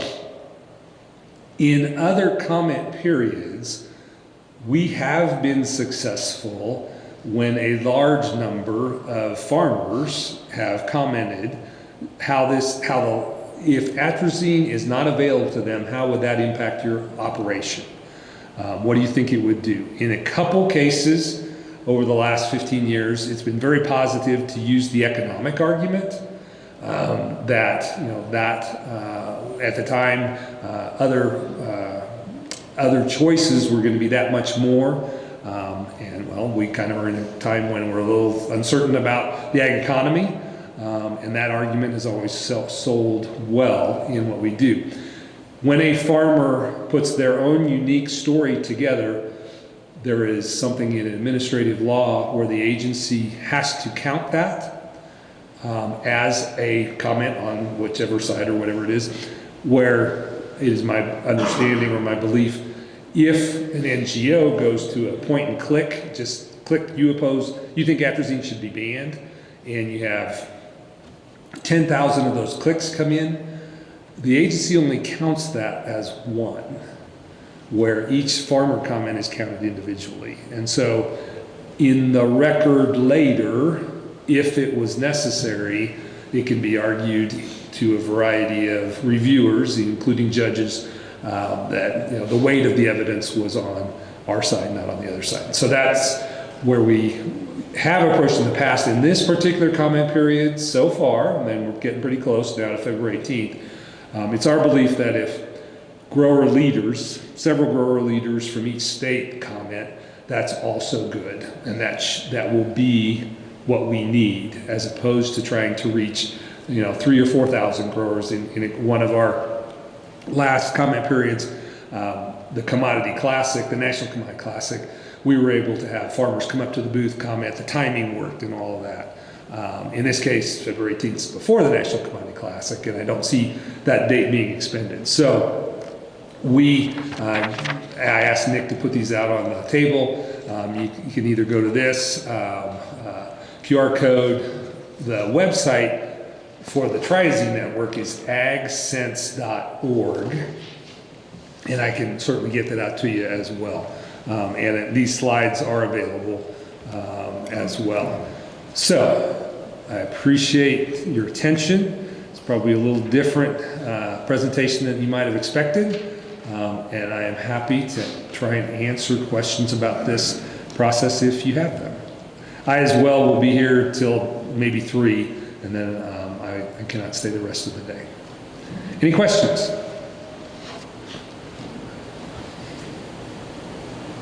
So is there like a preferred language to be used on the comment period, or are they just looking for just kind of like economic impact? Like do you have resources available that kind of help guide that process and put in a public comment? We will. And if you want to get on that list, then we'll get it out to you. The folks who do that, we are, as you know, we're in the middle of meeting season, and a couple of folks who are doing it are involved with their state meetings this week. So we will have something like that available next week. But if I get your name and information, or we can send it out after, when we're ready, which should be next week. To specifically answer, it's really get the science right, use the right models. This is why this product is really important to me. And if I don't have this product, this is what's going to probably happen on my operation. And I guess I will say, if you are so inclined to say it, if someone is so inclined to say it, we'll see.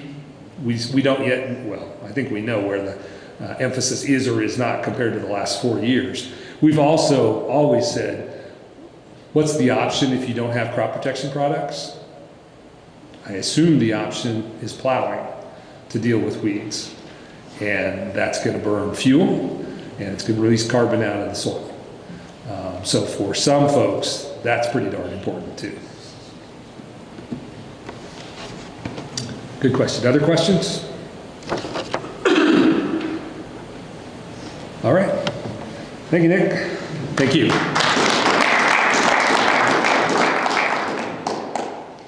A lot of information to download today. So up next, we are going to hear from today's sponsor, Syngenta. So Jeff, if you come on up, he's got to talk a little bit about what Syngenta's got in the pipeline. I'm going to pull up his slides here really quick, and then we will let Jeff rock on with his presentation. If I can figure out how we do this. There we go. All right. Thank you so much, Jeff. All right. Let me put my drink down. Thank you, Nicholas, and thank you to the Colorado corn growers, as well as with the council for allowing me to have this opportunity to get up in front of you. My name's Jeff Hopp.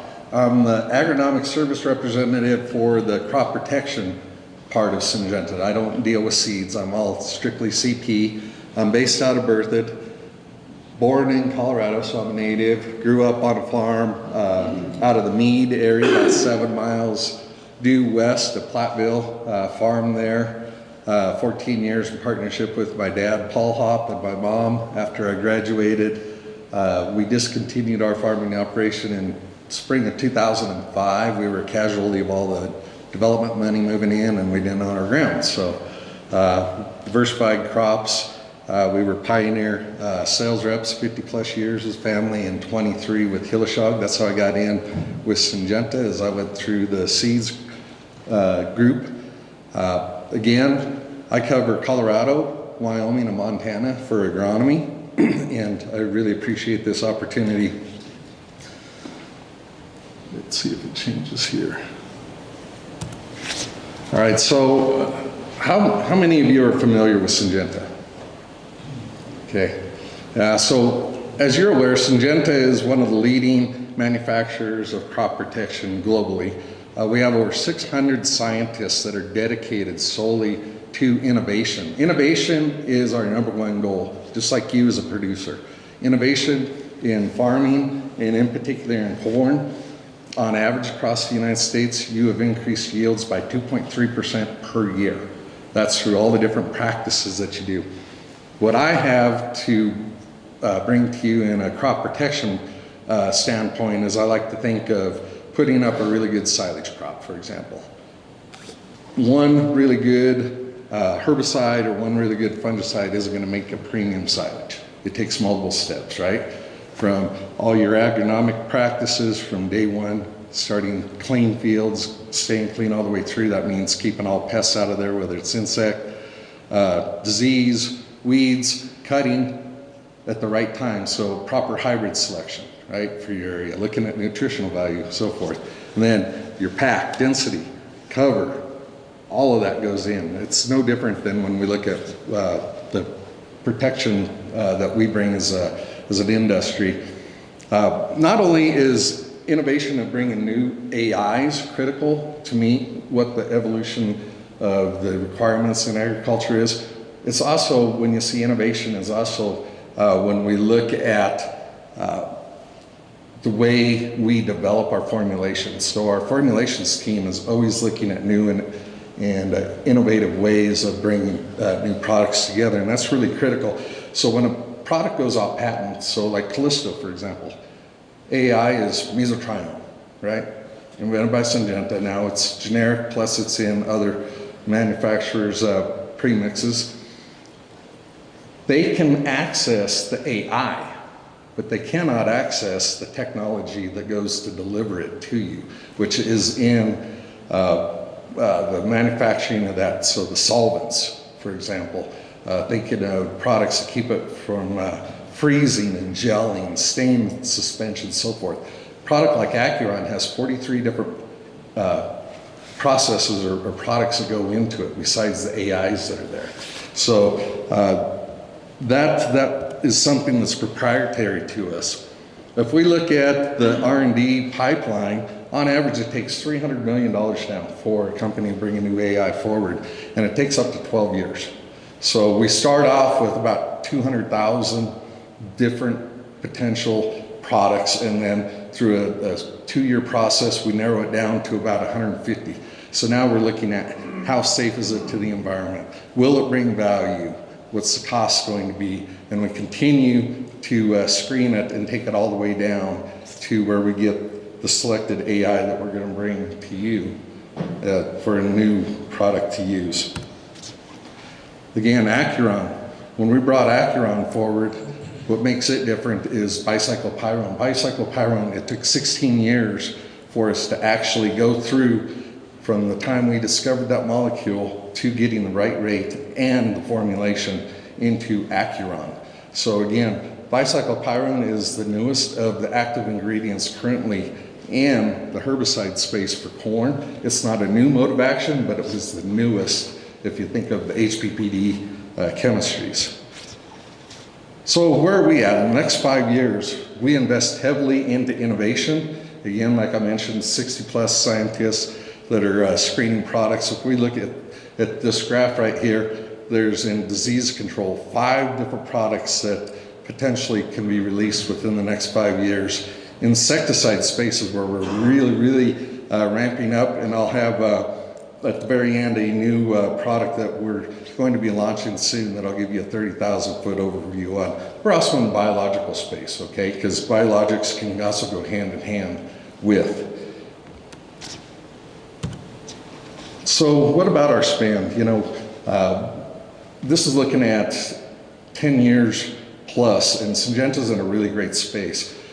We're always looking at what are the challenges and the needs that are going be needed across different ag environments. And if you look at our spend versus the 4 other big companies out there, you can see that we outspend. This is crop protection only. This is not seeds. This is not genetics. Okay, this is in crop protection. We outspend all of our competitors, and our focus is staying solid within that. Some are starting to trend more to biological space, and not as much in the active ingredient or going into the crop protection that you're accustomed to.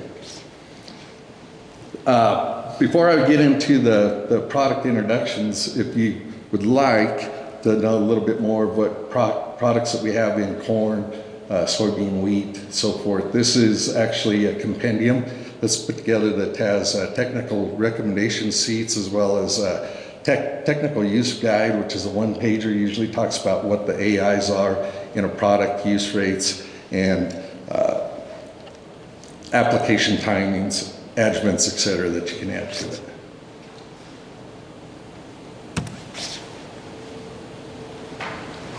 All right, our newest product that we introduced into corn last year is Storin.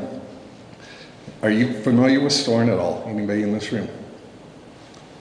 Okay, so Storin, again, is our next generation of corn herbicides, and what we're looking at is we're trying to give you better residual control for some of the most common weeds that are becoming more problematic in our corn production systems.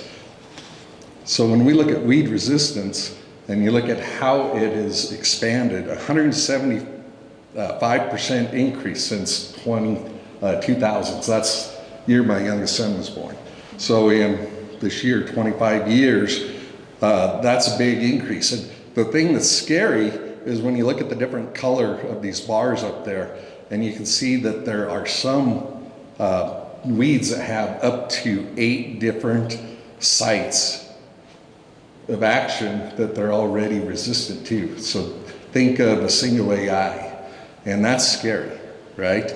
That's why we have to be really good stewards to make sure that we're using the current products that we have in a sustainable way. And it doesn't mean putting a product in there. If it doesn't have any efficacy, it's contributing nothing.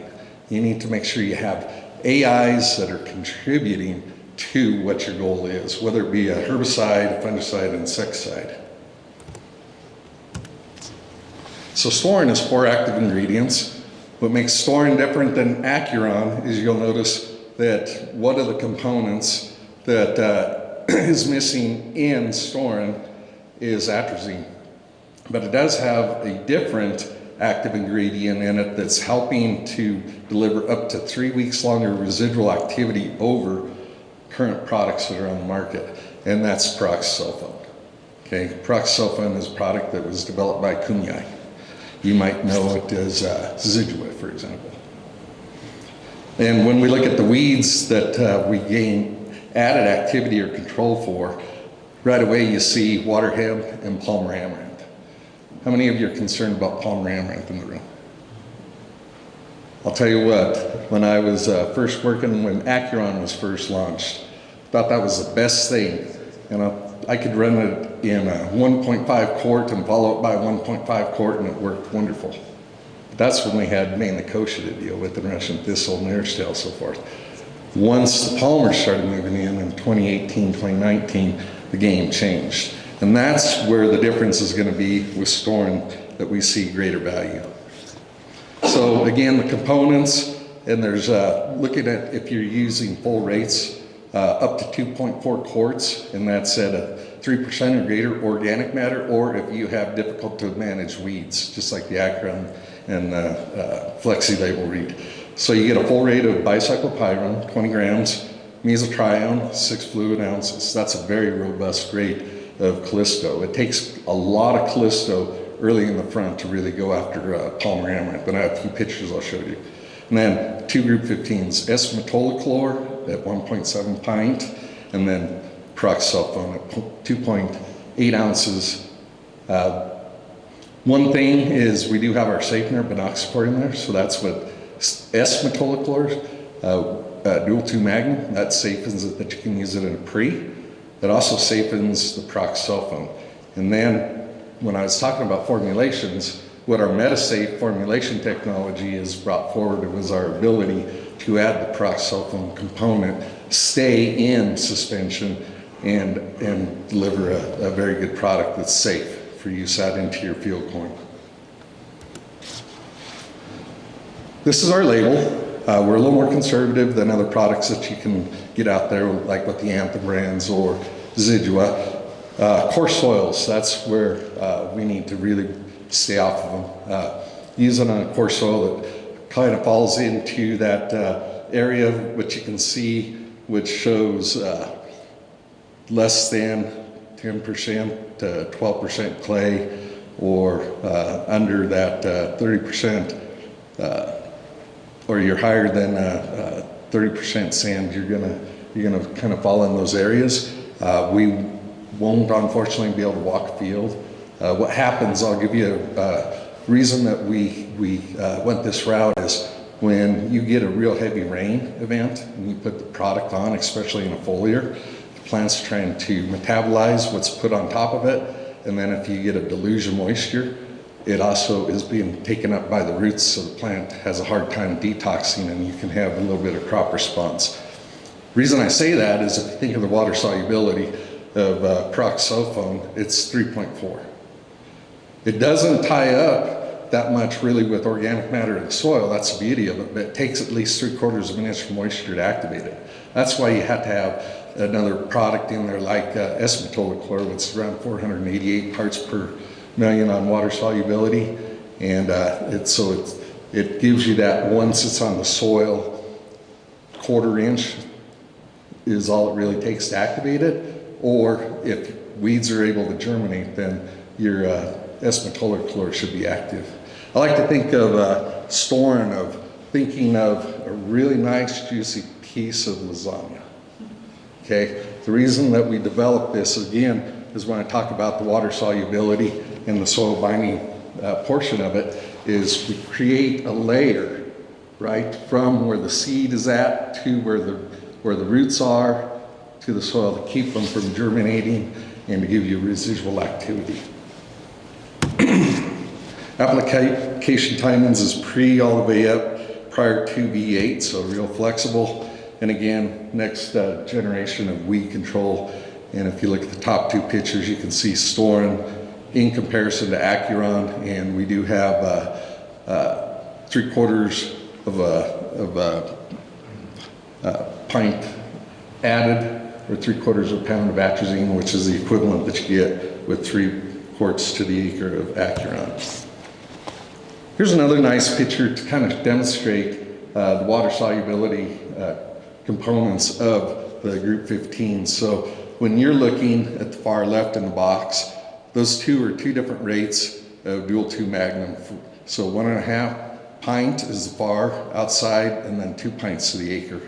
And then if you move over, the next is pyroxsulfone, and you have a 1.84, and the one that does not have a box around it is 2.76. That's what you get in the full rate, or the 2.4 quart of Storen. And you can see there's bare weeds in there, right? I talked about the water solubility. This is what you're seeing there, that it wasn't active and those weeds were able to grow through. Now you go to the 2 far right, that's a combination of what you get in the 2.1 or the 2.4 quart combo, and you can see we get better residual activity. And this is looking at Palmer amaranth in York, Nebraska, at one of our Grillmore sites.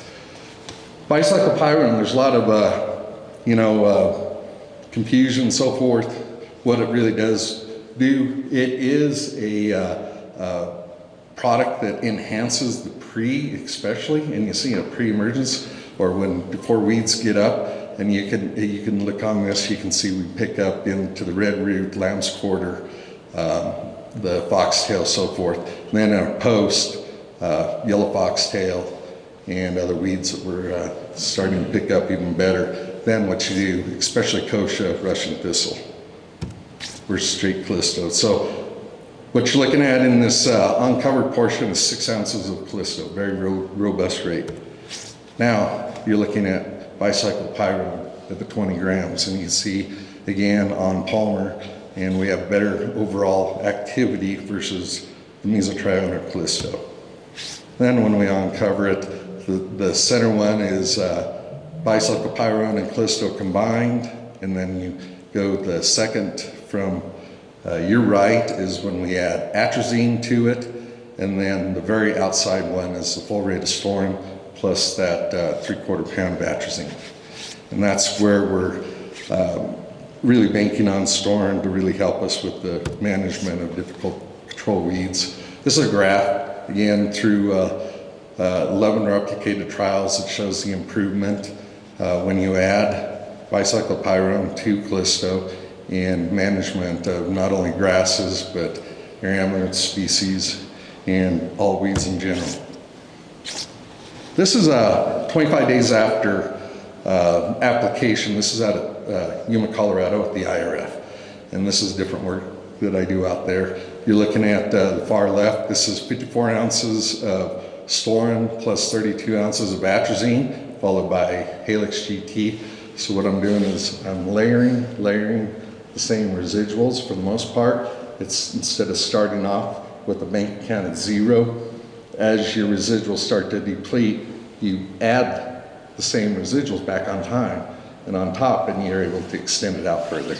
Then we're looking at full-time NXT, followed by Resicor, and then the Harness Max 55 ounces. All 3 of these, by the way, have Callisto in them and group 15s.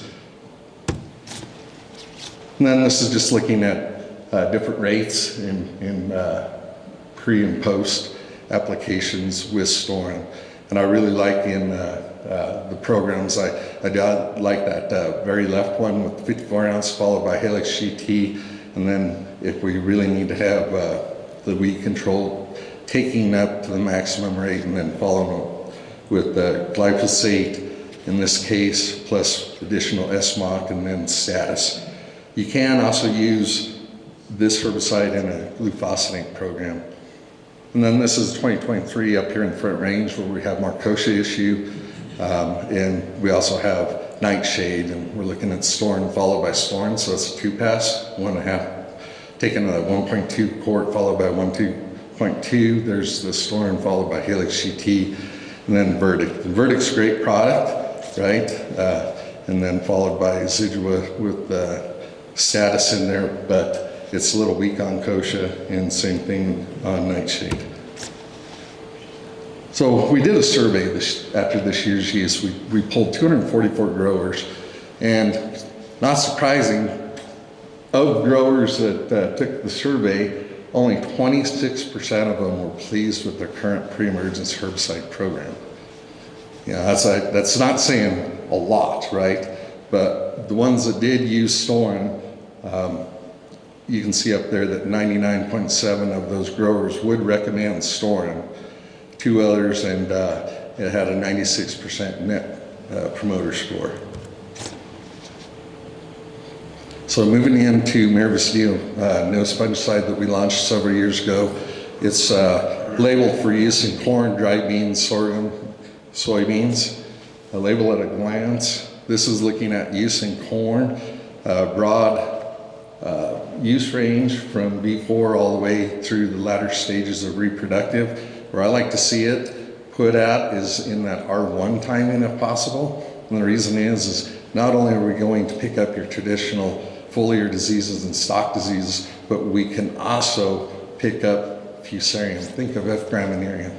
It's prevalent in all grass crops, right? So if you're raising a wheat crop or continuous corn, the probability of having F-gramineria move into the ear increases. Well, what's associated with having Fusarium get into the ear? Well, it's vomitoxins, right? Even at low levels, whether it's for grain or for silage. If you think about it, a ruminant animal or any animal exposed to toxins, their intake decreases. So their output decreases with that intake. So it's only one of 2 fungicides that do have Fusarium on the label. It does have tar spot, which is becoming more of an issue and a concern across the region. And what makes Mirvis Neo a really good, strong candidate to use across multiple crops is it's a combination of a triazole plus azoxystrobin or Quadris, strobularin, and then a carboxamide. So your group 7, that's what Adepidin technology belongs to.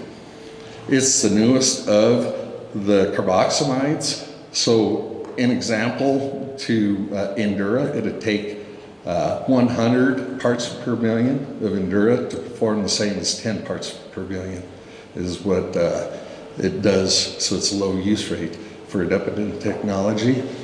And the thing that's really unique about the carboxamide group is they get into the waxy layer and then they redistribute real slow over time. So that gives you extended activity of disease control. Slatinol, which is in TriPro, is another carboxamide. In combination with the strobularin and the Adepidin technology, we deliver plant health benefits in the absence of disease. So what's that mean? It means we keep green tissue healthy longer. So if you think of the way a strobularin works, they do regulate the stomatas on the leaf, but Adepidin is more efficient at capturing carbon. So when the stomate's open, you have more carbon assimilation. So that helps to improve overall plant health and hopefully nutritional movement into the ear. And these lines kind of represent when you look at senescing. That's the place where strobularins play a part, is in when the plant goes into a stress mode and you think of ethylene production.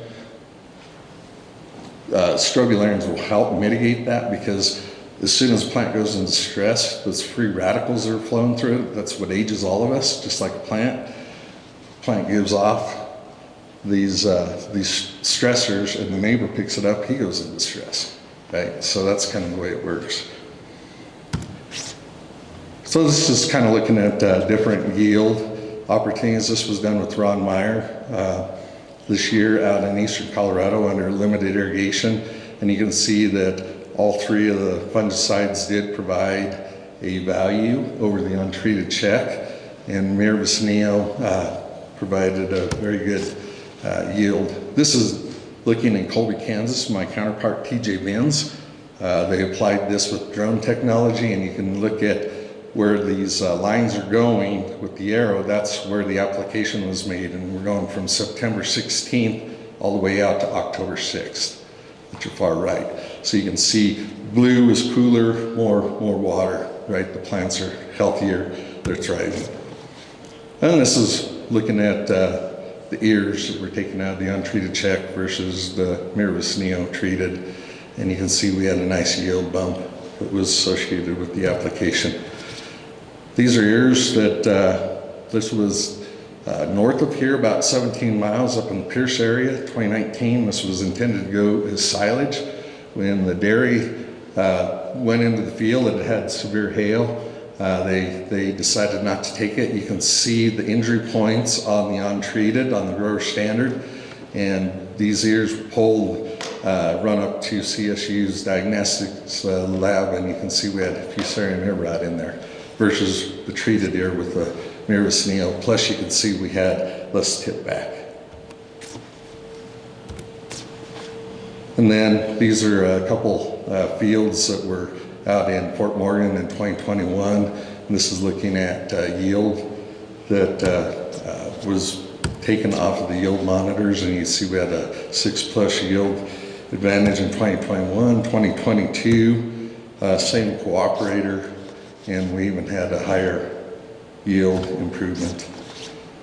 And then these are interesting trials that were done out of Kansas, again by my counterpart using drone technology. So if you look at the very left, that's aerial, so applied with the plane, and then you can see all the others are drone applied, and they're both Tri Pro as well as Mirrorless Neo, and you can see that not only did we help with the yield response, but drone technology is very good. I'll close with the newest insecticide that we're bringing forward. We actually submitted this to EPA. You heard the nuances that we have with ESA. EPA, you've read that they're about half the head count that they used to be. May 2021 is when we submitted this. So we've already lost, in essence, 2+ years of patent protection. So global impact, when we look at this product, there's 10,000 plus global trials to date to support this initiative. 150 plus labeled pests, so think of different insects. I mean, this thing is the biggest submission to EPA in the history of Syngenta. And it's 100 plus registered crops. In the United States, it's 12 plus years of R&D, 30 plus crops that we've tested with 2,900 plus US trials, where it's gonna really fit for everybody in this room. And again, this will take you to the syngenta-us.com site, and I'll give you an overview, and you can select it by crop, so forth, of what Plinazin will bring. Again, I mentioned very broad spectrum, very low use rate. It's going to be used as a seed treatment. It'll also be used as a soil applied treatment or a foliar, going across broad spectrum. So row crops, veg, specialty crops. Think of diamondback moth, how difficult that is to control. Potatoes, Colorado potato beetle, psyllids, corn. How many of you are starting to have your corn rootworm traits not as effective? There's some areas where corn rootworm are becoming more problematic to control. When we receive EPA approval and state approval, Plinazin technology will be a soil applied in furrow, fertilizer compatible insecticide. Again, we're going to target going after corn rootworm larvae, wireworm, and other pests. It's a new group. It's a group 30. So for resistance management, it brings a whole new novel insecticide, and it works on the GABA-gated chloride channel. So a different binding site. No cross resistance known out there. Delivery of a bunch of different pests at a low use rate, and a bunch of different use. If it's in a foliar, very UV stable, won't wash off, so it's going to stay where it's intended. With that, I'd like to say thank you for your attention, and again, thank you for allowing me this opportunity. Hey, thank you so much, Jeff. We really appreciate it. So, everybody, we are going to take a really quick break now. Let's make it about a 5 to 10 minute break, so you can be back here. The clock does not work on this, so let's go with, if you can be back by about 2:20, we will get this thing kicked back off. And here's a great time to use the restroom if you want to clear your boxes and put them on the trays back there. That'd be great. And if you have some time, go and talk with Jeff about the latest technologies and research that they're doing at Syngenta. So thank you, and we'll be right back.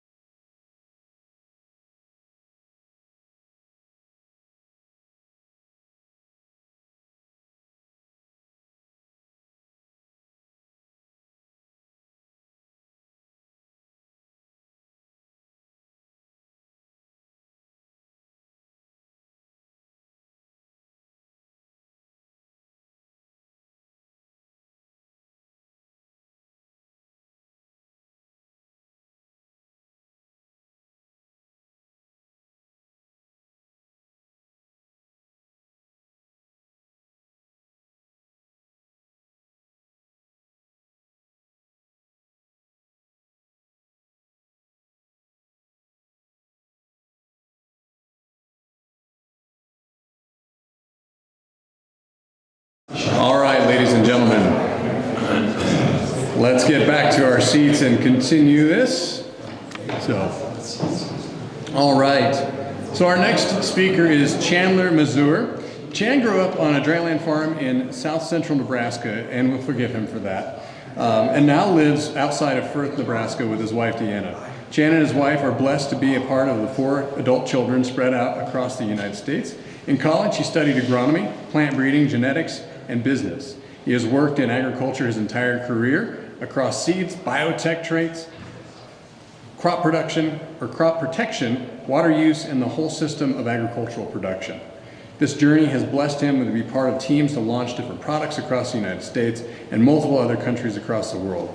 He currently is focusing his time on learning and navigating how plants and soil interact in the carbon accounting process to trace and verify low carbon intensity crops at the individual field level. At Gevo and Verity Tracking, he works with a team to build and implement a digital tracking and measurement tool with farmers. And this system, it brings both an economic and agronomic value to a farm and also positively impacts energy and environmental challenges in our world. So I introduce Chandler Mazur.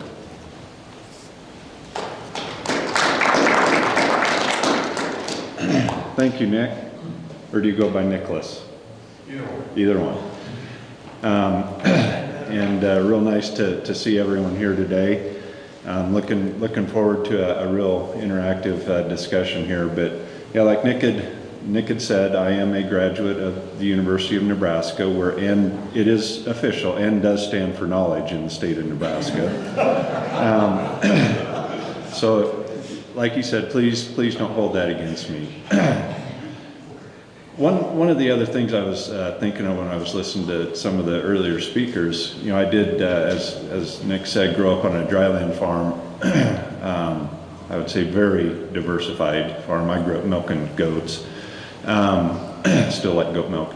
But my dad, as I was growing up, was part of the Nebraska Natural Resource Districts. He managed the Little Blue Natural Resource District. So I've been not only involved with agriculture, but also, you know, natural resources my whole life. Now I do have a confession. I'm going to really kick things off with a confession. It's going to be hard for me because I am a roamer.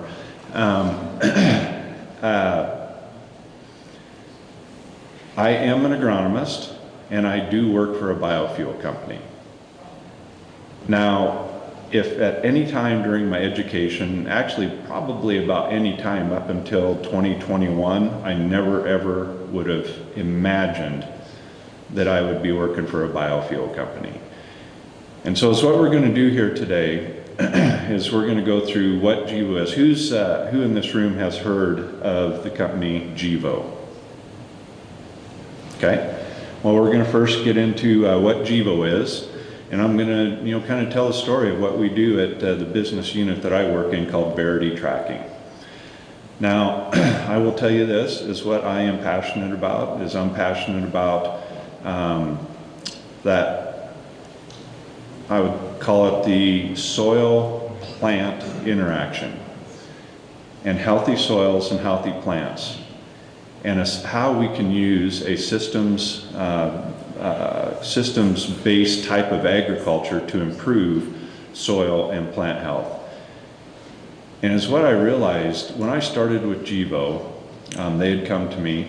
The prior role I had to that, I was one of the early employees at Indigo. I was running their whole agronomy team at Indigo. Took a break for about 6 months and started doing some consulting for Gevo, because they were starting this business unit called Verity Tracking. And it's what I realized when I went into, all right, here's another show of hands, so maybe this one will be better than the last one. Who has heard of a carbon intensity calculator from the Department of Energy called Argonne GREET? Okay. So they introduced me to this Argonne GREET thing back in 2022. In a previous life, when I was with Monsanto in 2008, they had asked our family to move back out to Nebraska. We had left Nebraska in the late 90s. They had asked us to move back to Nebraska and start a water use learning center. And so this is a big part of my story. It's what we learned in the 5 years that I was there at that Water Use Learning Center, was to focus on, we had to focus on the whole system of agriculture. We couldn't just focus on water. We had to rip the system apart. What happens when you change hybrids? How about when you change traits? Maybe you change your fertility practice or your fungicides or, you know, this and that. And I became, I would say in a way, obsessed with the systems-based approach to agriculture, because that is, as a farmer, any of you, all of you in here who farm, you are working in an integrated system every single day. Every decision that you make is part of a system. So I became, you know, very, very much focused on that. When after I left the Learning Center and moved to Ukraine in 2013, it became very obvious to me that what I was missing was that plant-soil interaction and endophytes, and that's actually what took me to indigo. When I was introduced to that Argonne GREET, the carbon intensity calculator, I realized that everything that we're measuring to produce a carbon intensity for a crop, everything that a farmer does to produce a low CI, I'm going to start using the term CI so my voice holds out a little bit longer. Everything that a farmer does to produce a crop of low CI is good for the soil and good for the plant. It's plain and simple. And so these words didn't develop in my head, but this thought developed in my head is, well, what if, because of the social, political environment that we're in today, there is a path here to help farmers create a new revenue stream, basically monetize data, using carbon intensity as a proxy, and then start studying what are the other co-benefits that could potentially be monetized on a farm, looking just at carbon intensity. So, what would you guess of a carbon intensity of a crop? What percent do you think comes from synthetic nitrogen fertilizer? Just a guess or two if I could.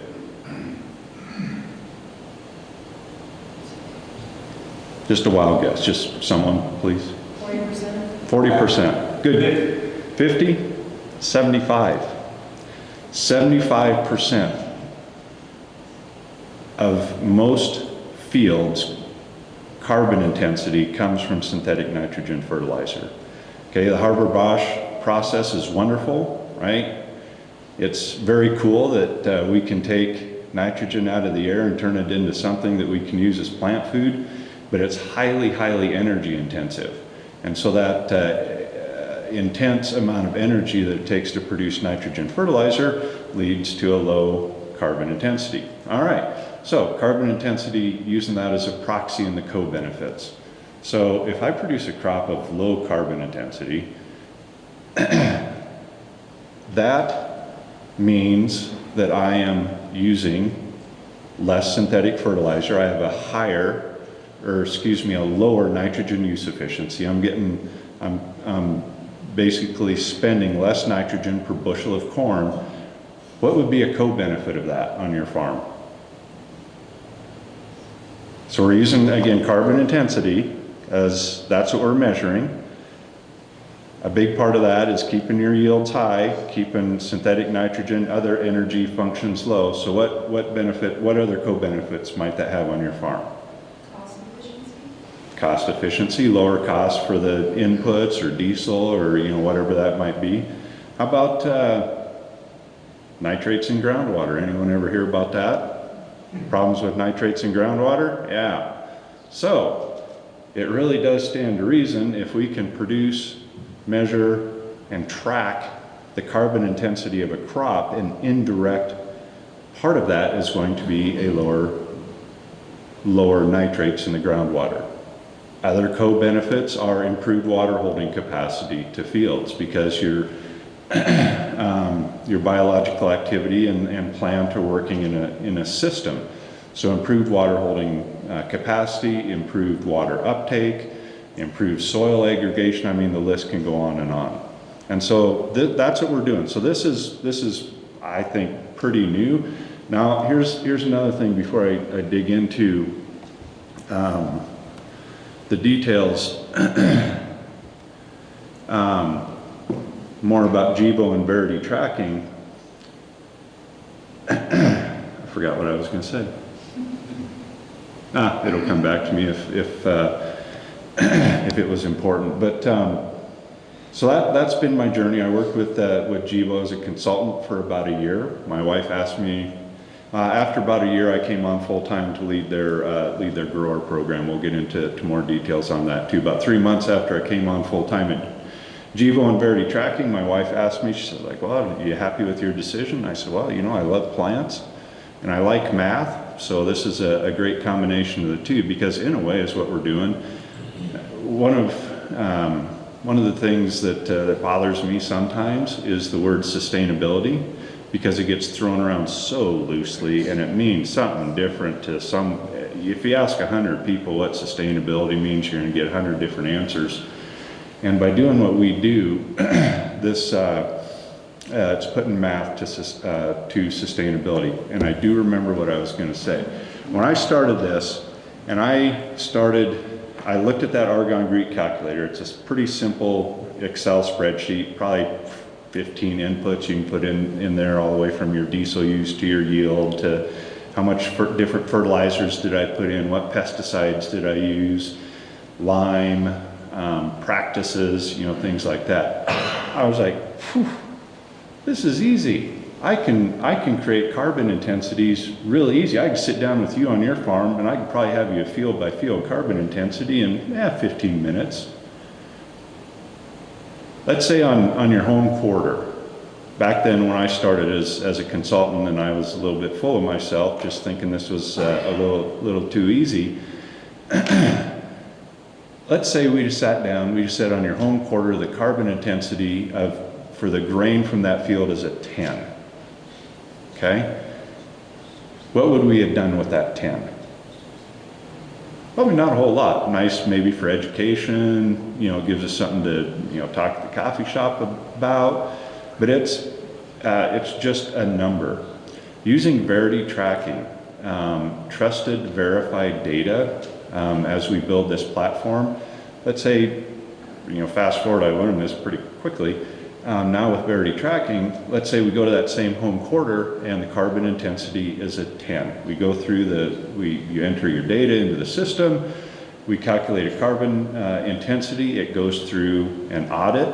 You are not audited, we are audited on our processes and on the carbon intensity. So basically they come in and check our math. So it's an audited 10. It's a trusted, verified carbon intensity. They're both the same number, but there couldn't be a bigger difference between those two 10s. The first one that I gave you, when I thought this was going to be a little too easy, that's a topic of conversation. The second one is something that can be turned, it creates a differentiated commodity. It is something that you have, that you can own, that can be turned into a financially tradable asset, because it is a verified, trusted data behind it. And so I think you can just kind of, you know, with the emerging carbon markets or environmental attribute markets, there's lots of things happening. I like to call it the wild, wild west. Our approach coming in with trusted, verified data, we believe is going to differentiate the value and increase the value that we can bring to your farm, because I quickly see a market developing where there's going to be some tons of CO2 equivalent sold for $10 a metric ton and others for 100. I mean, pick a number. And, you know, there's going to be, and it's all going to be based on how much the purchaser trusts the data that's behind that environmental attribute. And again, it's nothing you can see, right? If you hold a handful of corn in your left hand that has a CI score of 30, you hold the corn in your right hand that has a CI score of 5, you can't tell the difference. It's number 2 yellow Dan corn. So, probably gave away about 3/4 of my presentation right there. So, back to GEVO. Why on earth would an agronomist ever go to work for GEVO? Because GEVO is a company that develops and commercializes low-carbon drop-in fuels and chemicals that are sustainable, affordable, and scalable. Gevo is a carbon abatement company. Sustainable aviation fuel is the focus of Gevo. We're going to get into some of the plant development that we're doing. We also work a lot with different ethanol plants. We have multiple agreements with ethanol plants, building grower programs with them. And as you can imagine with Verity Tracking, even though this is Gevo's focus, Verity's focus is not just biofuels. It is environmental attribute tracking of really anything, low carbon beef. We just finished a pilot project where we worked with a large co-op in Iowa with Verity Tracking. We ended up with about 27,000 acres here in 2024, where we calculated the trusted verified carbon intensity of those, the grain from those 27,000 acres.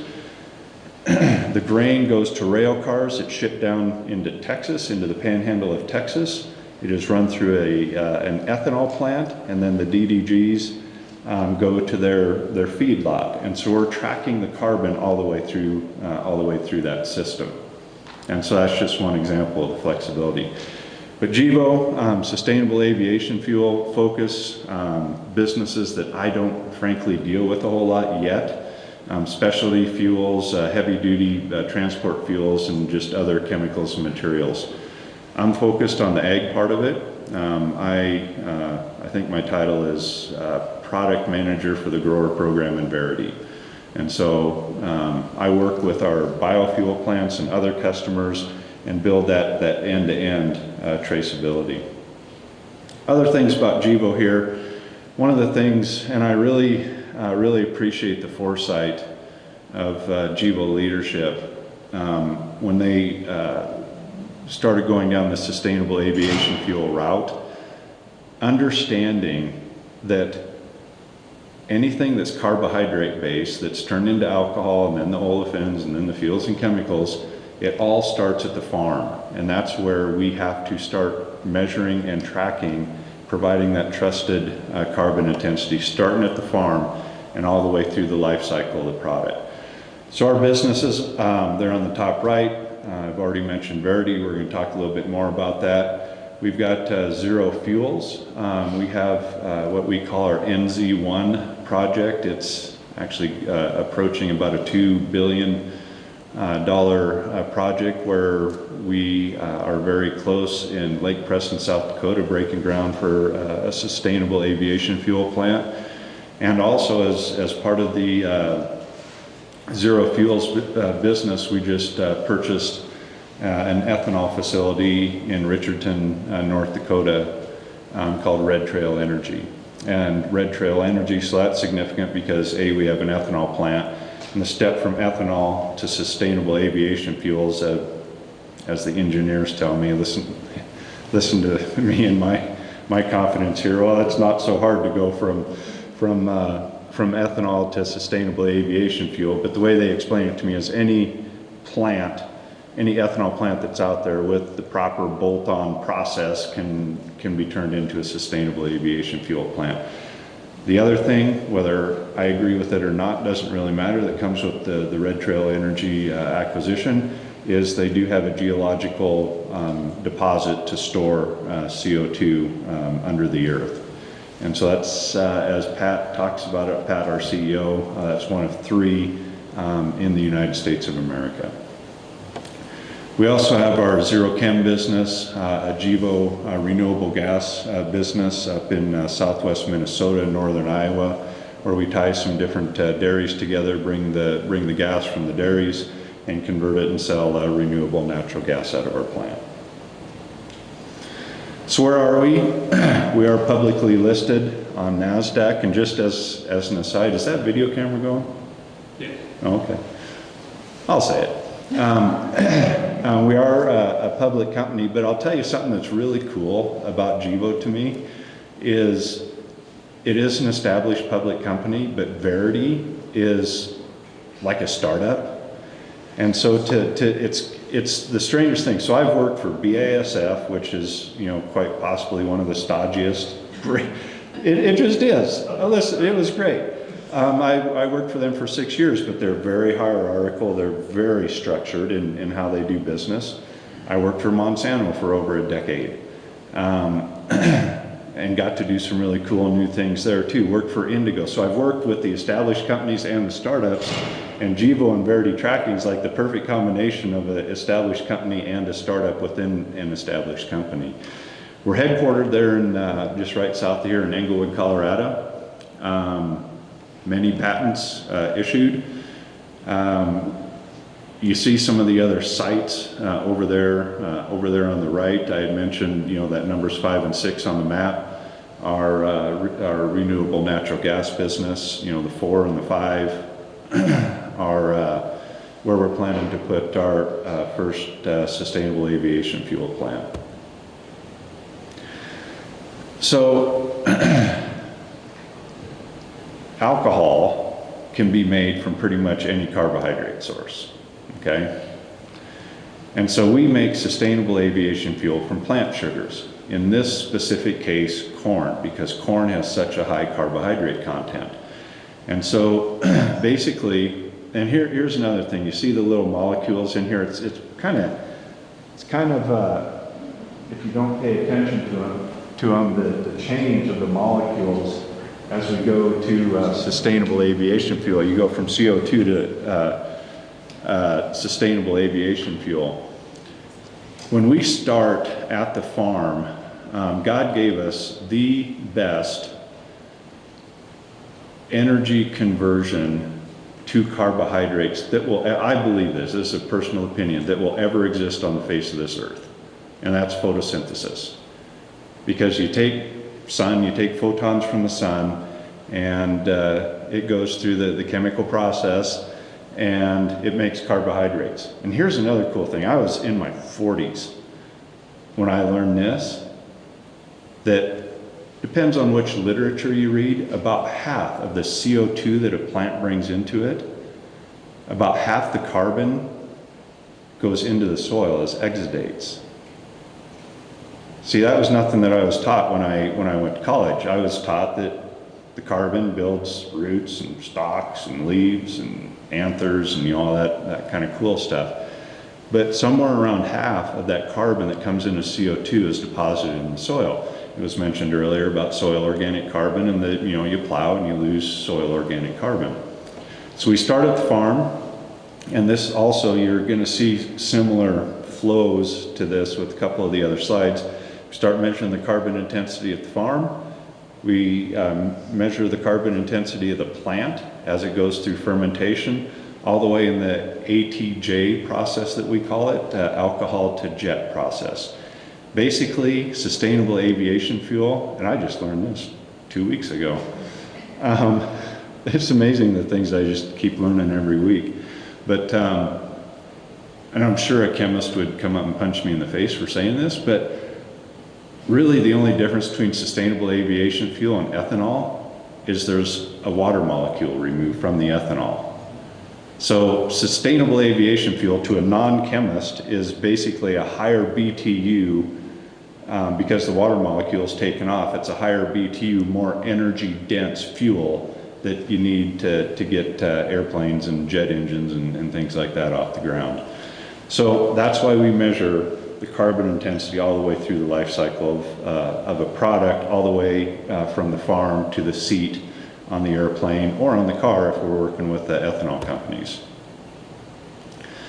Now we're going to get to Verity, the verified traceability solution.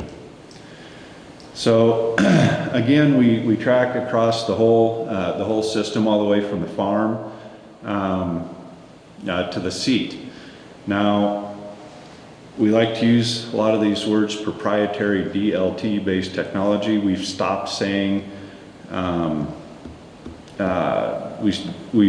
stopped saying it's it is distributed ledger technology that is immutable, traceable, and auditable. I'd mentioned the audits earlier.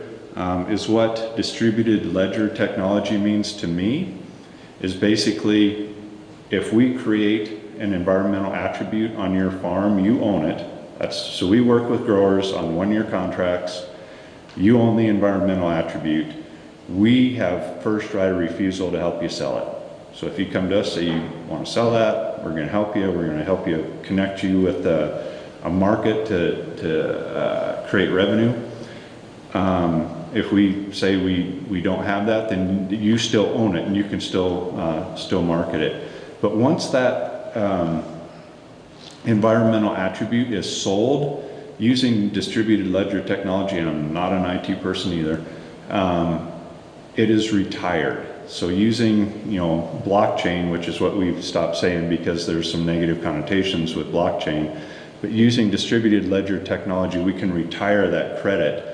And so the buyer can have assurances that we're not double selling it or you're not double selling it, and to get into some of the chaos that actually already exists in the carbon market.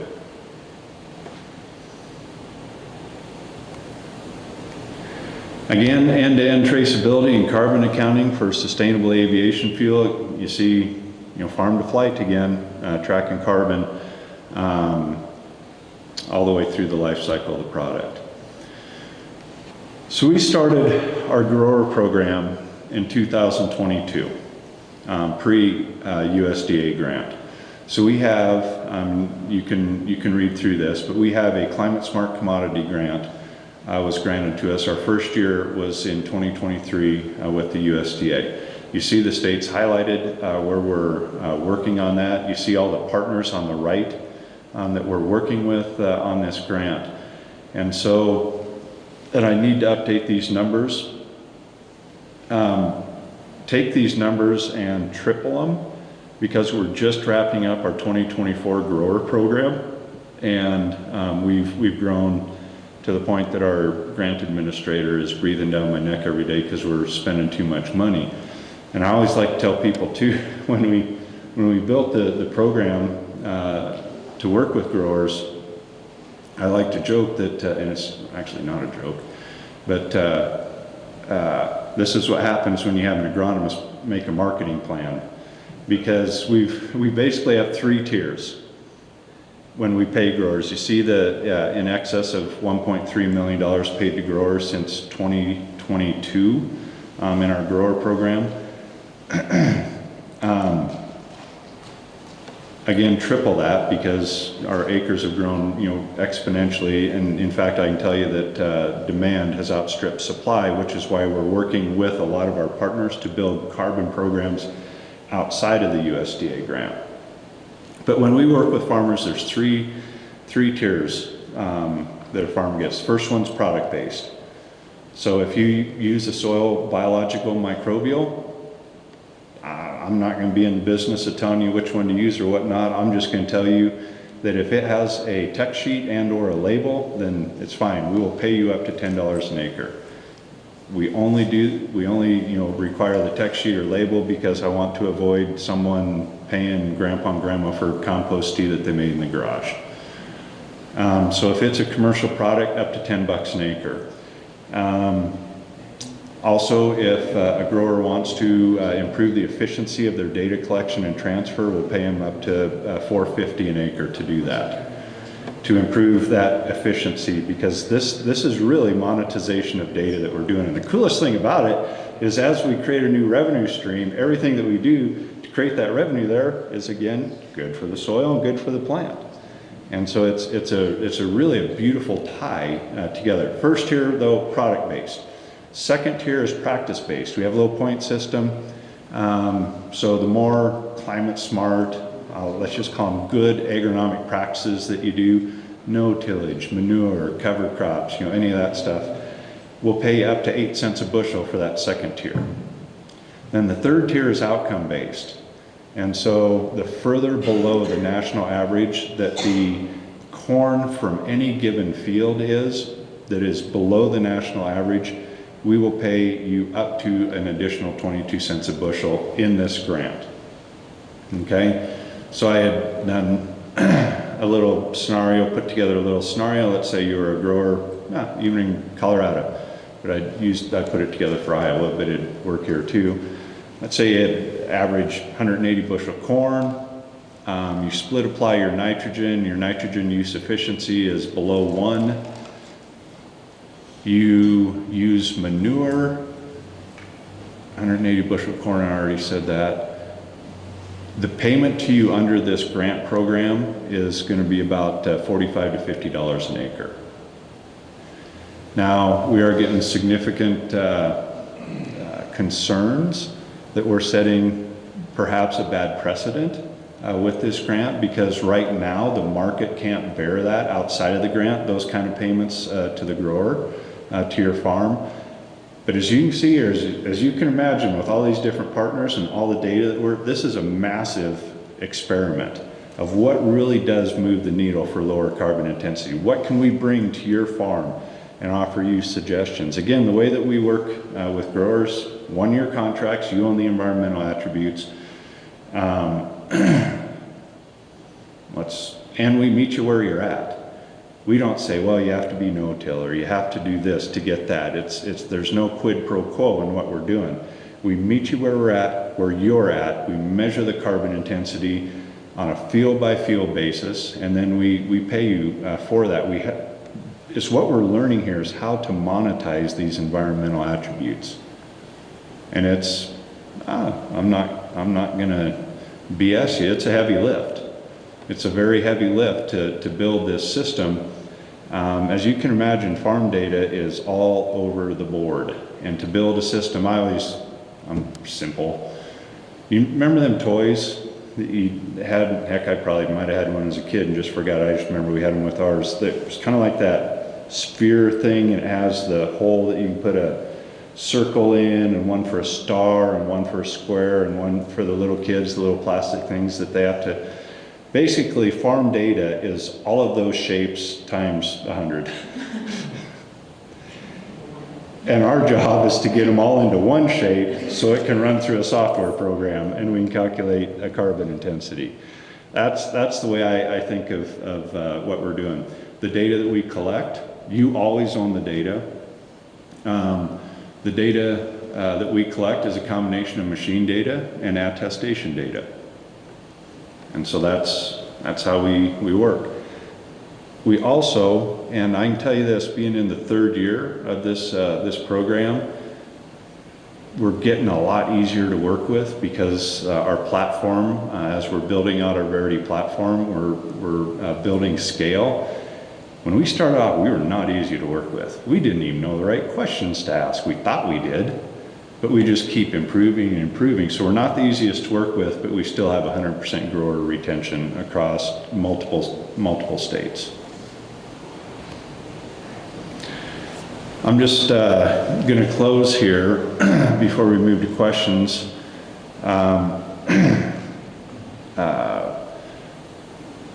Just preemptively mention 45Z. So the interim guidance for 45Z did come out. This slide was written before that interim guidance came out last week on 45Z.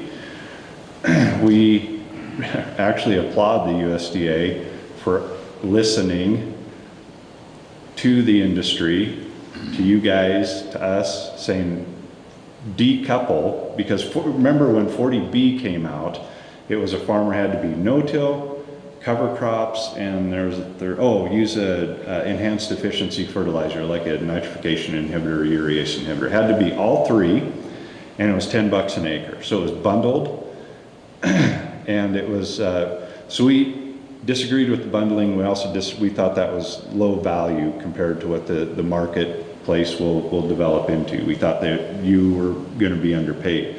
The interim guidance for 45Z decoupled any of their practices. It's also on a field-by-field basis, which is good. They do aggregate to a farm level. It's focused on, so again, it's decoupled. You don't have to do all 6 of their things. So it's no-till, reduced till, cover crops, and then there were 3 different nutrient management parts of that. And I would say with the way that we have Verity built right now, we're capturing about 80% of that data that we would need to fulfill if the interim guidance stays through. We certainly have things that we'd like to see changed about the interim guidance yet, and we will comment during the comment period, but we do think it's a step in the right direction. And at the end of the day, you know, we know the only way that we're going to be successful in building this new business is by bringing healthier soils, healthier plants to your farm, and an additional source of revenue that you might not have had in the past. And so that's our goal. We got a long ways to go. Super excited to be here with you guys today, and I'm gonna stop talking there and grab my tea and take any questions that might come up as I'm getting my tea.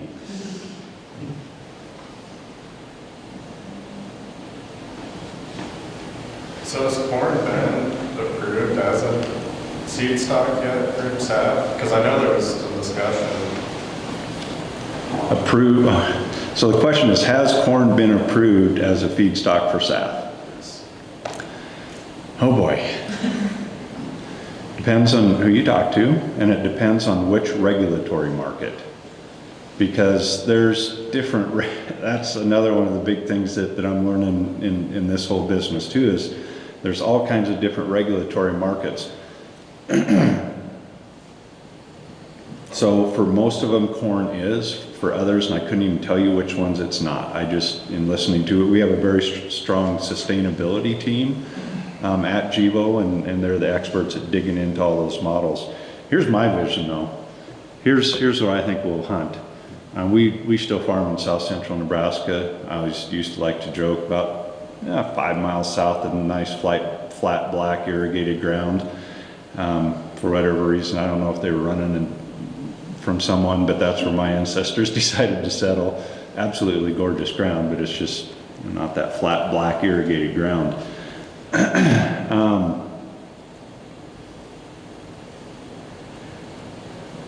Corn, the way that I see this, if you have a corn crop on your field and we collect the production data, I mean, again, you always own it. We collect that production data. We calculate a carbon intensity, or someone might want a water use intensity, or no atrazine, which I would disagree with, but some buyers might want that and be willing to pay something additional. So the way that we're building this is we're going to have the data in one database, and then you as a grower, we're not there, but we will get there, be able to run multiple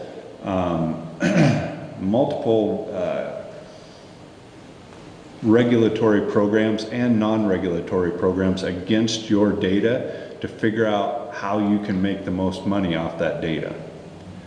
And so that's going to be a big lift too, because there's a lot of different programs. You got the inset markets, the offset markets, you got the, or the voluntary market.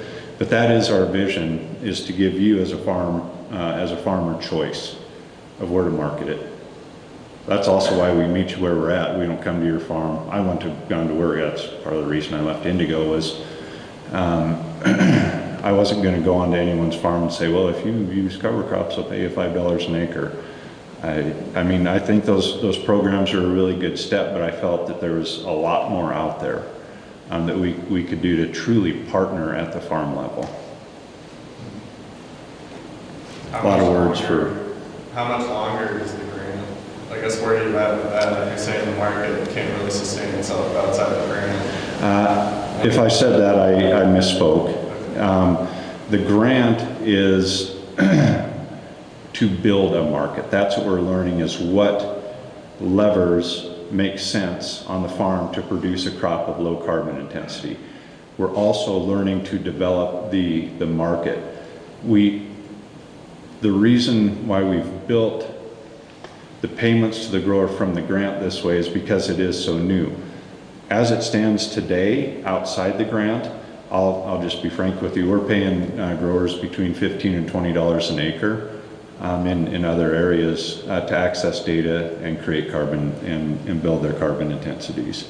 But as this market develops, there will be a differentiated market. If we don't do it, someone else is going to do it. There's going to be a differentiated market developed because, listen, these big companies out there, even in the voluntary market, they've made public claims of being net zero by X date. To change that is a big deal. Some of these credits that were issued where one of the registries got into a lot of trouble because of, I call them the phantom Amazonian rainforest credits, tree credits. I mean, there's a lot of smoke and mirrors in this industry, and that's why we're doing what we're doing with Verity and building that immutable data source where buyers, the market that I see developing is, again, a low to a high price based on the trustworthiness of that data. And that's why we're building as trustworthy of a data system as we can.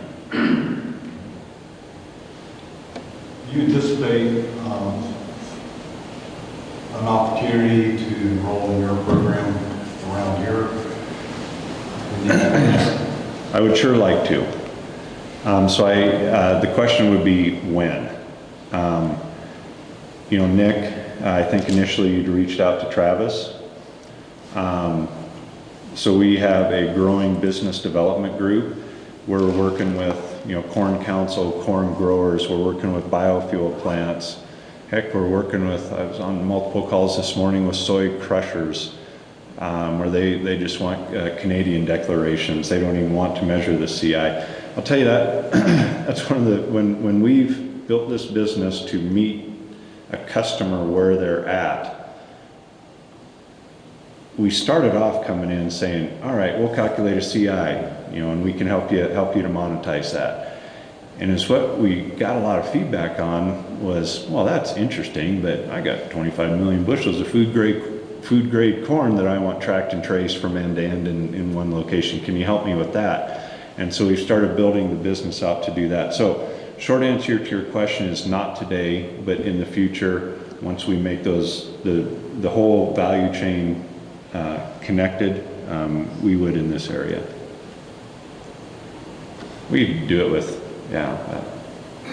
livestock, any crop. It's got to have a buyer.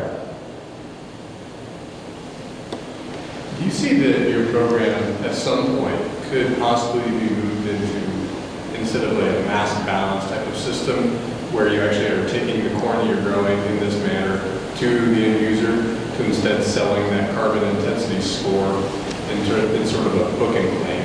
Yes. So the question basically is mass balance versus book and claim. So I don't ever see it developing to an identity preserved, which would be the, you know, another cut of this. Absolutely, I see options like that developing.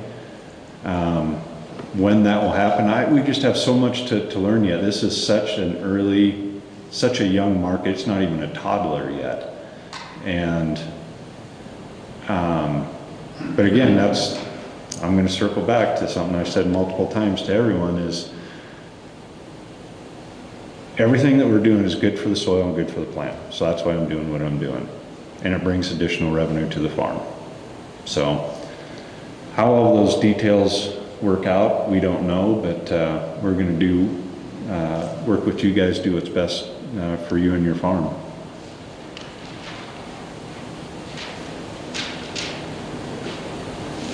All right, well, thank you very much. Hope you have a great rest of your day.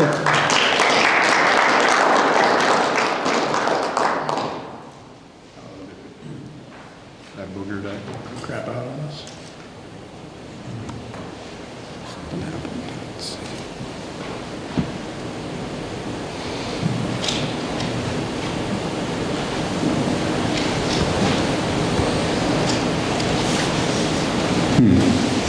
There we go. Technology is wonderful when it works, isn't it? All right. Well, thank you so much, Chandler. We really appreciate it. And just so you know, Denver International Airport burns through about 400 million gallons of jet fuel a year. So there might be a nice place in Colorado to put up one of your reactors, just FYI. So, and it's not too far from your headquarters, which is right across from our office. So, For tours. so awesome. Well, without any further ado, let's introduce our next presenter.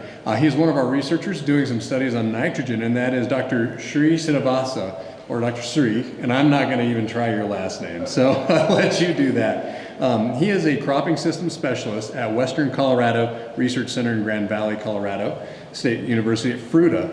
He has over 15 years of research experience in cropping patterns, nutrition, seed quality, water management, irrigation scheduling, eddy convariance, soil amendments, no-till systems, and cover crops. Using eddy convariance approach, he established crop evapotranspiration coefficients under several management scenarios in the Mississippi Delta. He has over 75 peer-reviewed publications. His research interests are: 1, improving nutrient and water use efficiencies in major crop production systems of western Colorado, which would be great for what Chandler was just talking about, and 2, improving on-farm profitability while enhancing environmental sustainability. Some of these practices followed to achieve the aforesaid goals are reduced nitrogen application, skip furrow irrigation, zero irrigation, genetically improved varieties, species evaluation, and locally available manures application and new cover crop evaluation. So Shri, come and talk about some of the research you've been doing over the last couple of years. Thanks. Thank you. Good afternoon. Thanks, Nick, for the introduction. So for last 30 minutes, we are listening the developments in the carbon space. Now I will draw your attention towards nitrogen saving. And there is a great potential in the coming days, these carbon credits and nitrogen credits, by following different practices. Of course, the monitoring and registry is a great challenge, as mentioned by Chandler earlier. But let us dig into this project. This is basically improving the nitrogen use efficiency. As you know, all know, nitrogen is the major input, and sometimes 50% of the cost of corn production goes towards the application of nitrogen to the growing corn. So we try to use the cover crop decomposition tool to augment the nitrogen supply to the growing corn in 2 different tillage systems. One is conventional till, as well as we have strip till, not the no-till system, but it is a reduced till called strip till. You need to have a specialized plow to basically to plant the seeds in the center of the seed bed. So my collaborators in this study are Sastri Jayanti and Santosh Lawel. Both are from the horticulture department at Fort Collins, basically helping me to quantify the enzyme activities. And we have local Tri-River area extension specialist Todd Bellard as part of the study. So as you know, the bird's eye view of the corn production system in the state of Colorado, we have over 1 million acres producing close to 124 million bushels of corn in 2023. And we have also silage corn. Where I stay in Fruta, good number of growers grow silage corn, and I have a tie-up with Bayer Crop Sciences to identify efficient silage corn. So in the state of Colorado, as you know, there are over 235,000 acres. We are producing over close to 6 million tons of corn silage. So both the grain corn as well as silage corn producers, at least in western Colorado, they apply close to 300 pounds of nitrogenous fertilizer during the season, and they are spending a lot of money and to meet the nitrogen requirements to achieve close to, most of the farmers do achieve over 250 bushels of corn per acre. And so of course, out of the applied nitrogenous fertilizer, significant amount of nitrogen is lost through volatilization, denitrification, and also reaching to water bodies, causing dead zones. So we need to find opportunities and ways to improve the nitrogen use, nitrogen acquisition for the growing corn. that is key.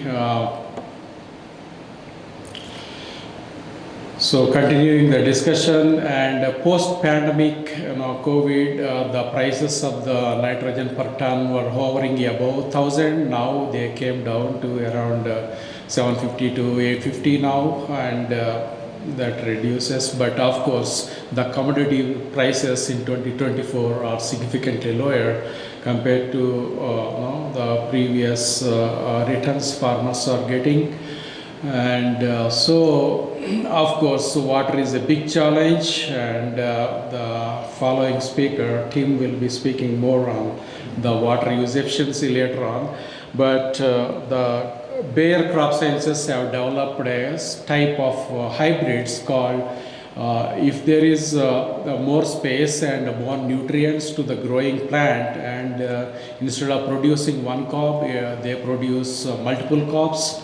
And so these flex corn hybrids produce multiple crops when they have more space and more nutrients and more sunlight.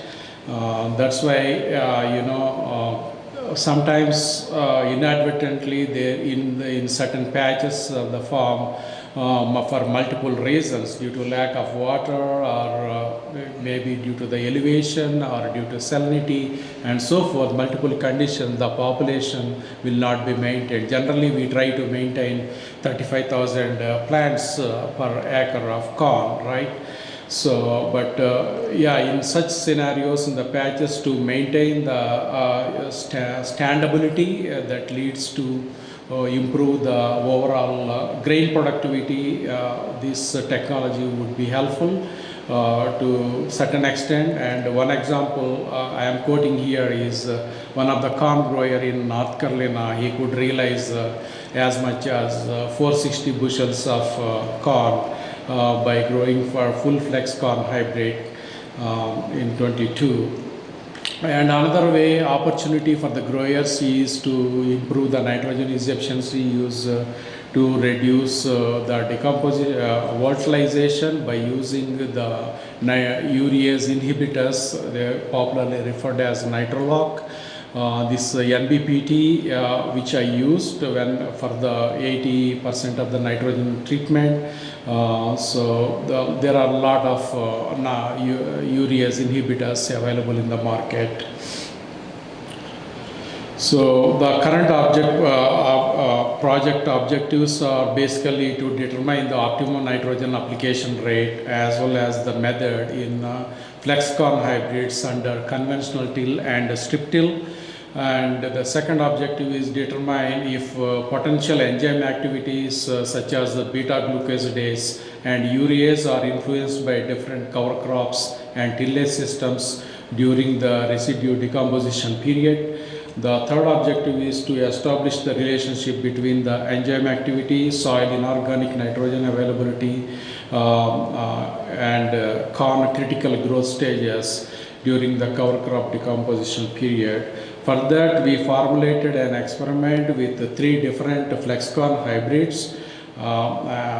They have different relative maturity dates. This DKC Decal brand 4834 has a relative maturity of 98 days, and I have 101 relative maturity group hybrid, and we have DKC 10533 RIP that has relative maturity of 105 days. And I have 2 nitrogenous fertilizer treatments. One is recommended fertilizer rate of nitrogen based on the soil test results, and another is 80% based on the soil test results, because this experiment is conducted in Grand Valley Research Station of CSU Fruta. So we applied 270 pounds. And we reduced by 20% for the other treatment. I have 2 tillage treatments, strip till and conventional till, and the plot size is 6 rows. We have seed beds separated by 30 inches and 30 feet length each plot, and the design followed is randomized complete block design with 3 replications. And I will come to the 3 cover crops. For the corn treatments are these, and so yeah, this is a little bit complex to see first time, but so I overlapped the 3 hybrids and 2 different till systems. On right hand panel we have 80% nitrogen, half of the experiment, and on left side it is 100% nitrogen. And in the middle portion we have strip till, on either side we have conventional till. We have mapped the 3 cover crops in those plots. Hairy vetch, which is supposed to give more nitrogen credits if the biomass is high and if you harvest at the right stage. And the other cover crop we used in the study is cereal rye and the mixture of cereal rye and hairy vetch. Those are the 3 cover crop treatments, and I have listed the 2 nitrogen treatments, 3 hybrids, as well as 2 tillage treatments, strip till and conventional till. So we quantified the soil properties. I have a very lengthy table to save time. I am not focusing more on the soil properties, but there is not much improvement significant statistically for those parameters, but they moved in the right direction, particularly the bulk density, because of the incorporation of the residue from the cover crop, it got reduced. Similarly, the soil hydraulic conductivity has improved, and basically that reduces the lateral movement and leaching of the nitrogenous fertilizers, and improves the vertical movement of the precipitation. But of course we get very less precipitation during the crop season, which is most of the years is less than 5 inches.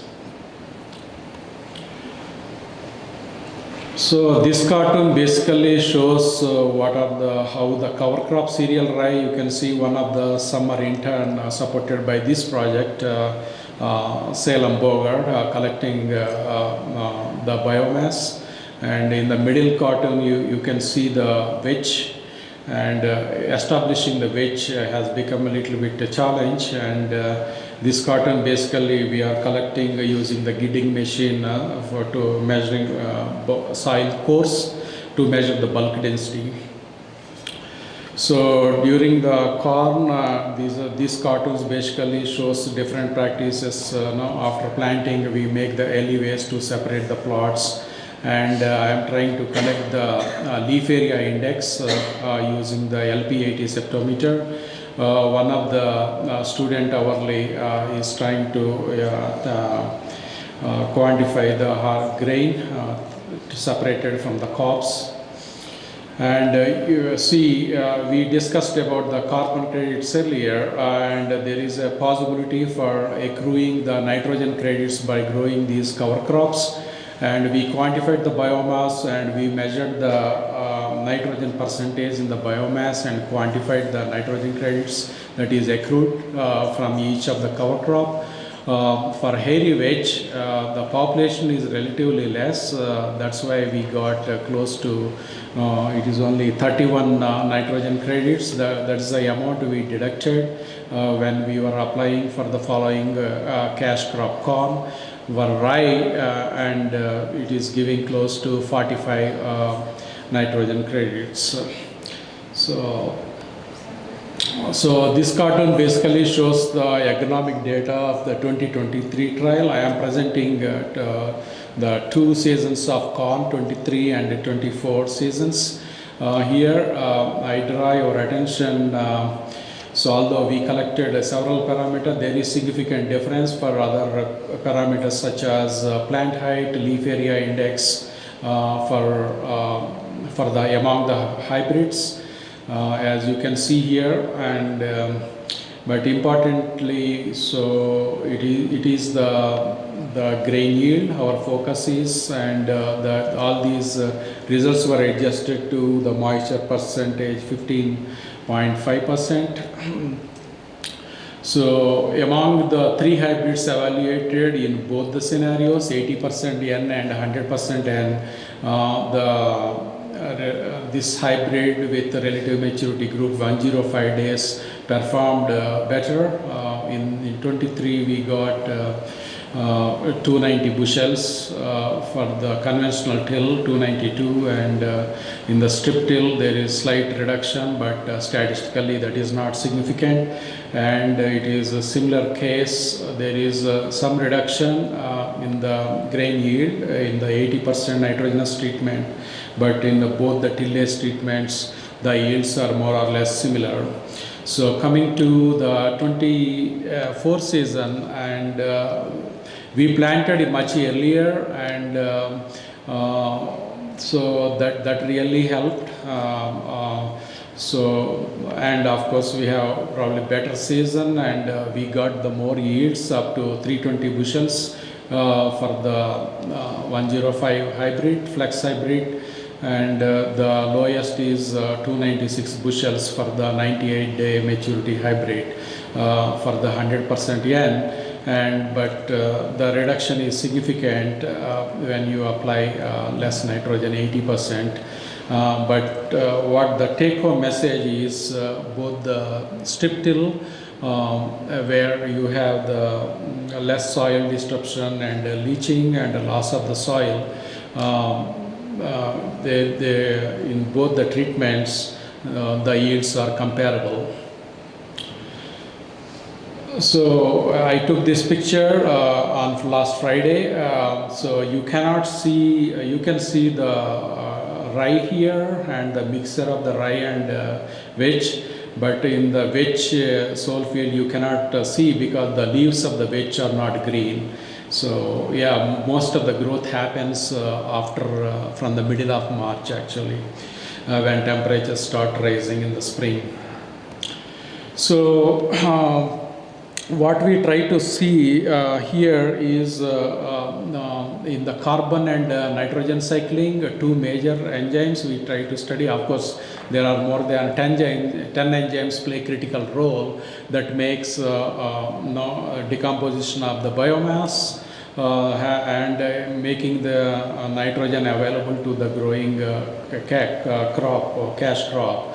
The focus here is basically, I draw your attention to the beta-glucosidase. Basically, when the long chain molecules of the biomass, cellulose, fibrils, are broken down to amylose and then oligopeptides, those molecules are broken by this beta-glucosidase. And these glucose molecules will be made available to the soil microbes, thereby they work on degrading the biomass. And when they die, the soil microbes, they release the nitrogen, that nitrogen will be available to the growing corn. That's how this nitrogen. So basically, this urease, the second enzyme, breaks down the urea into carbon dioxide and water. So based on the quantum of these 2 enzymes, you can determine the quantity of the microbes active, and the higher the activity of these enzymes, there is a greater opportunity for the early decomposition of the biomass and easy availability of the nitrogen to the growing cash crop corn. So here in the cartoon, we collected the samples at 6 inches and 12 inches depth in all the 2 tillage treatments, and the take-home message, as you see here, in all the four fertilizer treatments and 2 tillage treatments, in both the depths, there is a reduction of the enzymes towards the end of the season in 2023 for beta-glucosidase. And similarly for soil urease, there is a similar trend is available at the end of the season. The enzyme activity is significantly lower. So I have partial data for 2024 season with reference to the soil ureage. I don't have the data, and they are still working on analyzing the soil samples.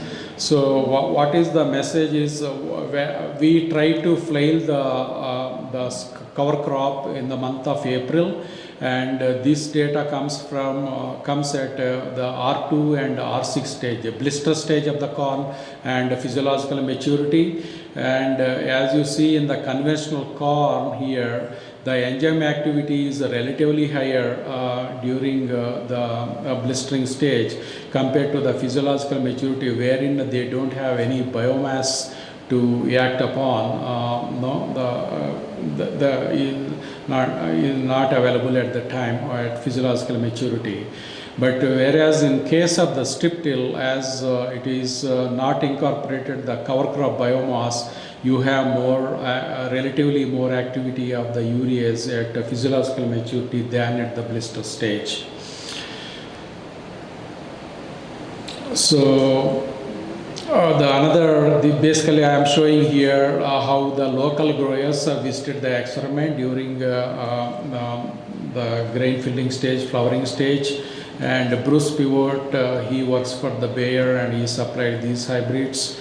And he is a major silage corn grower and maintains over 3,000 cattle in Loma, close to Fruta.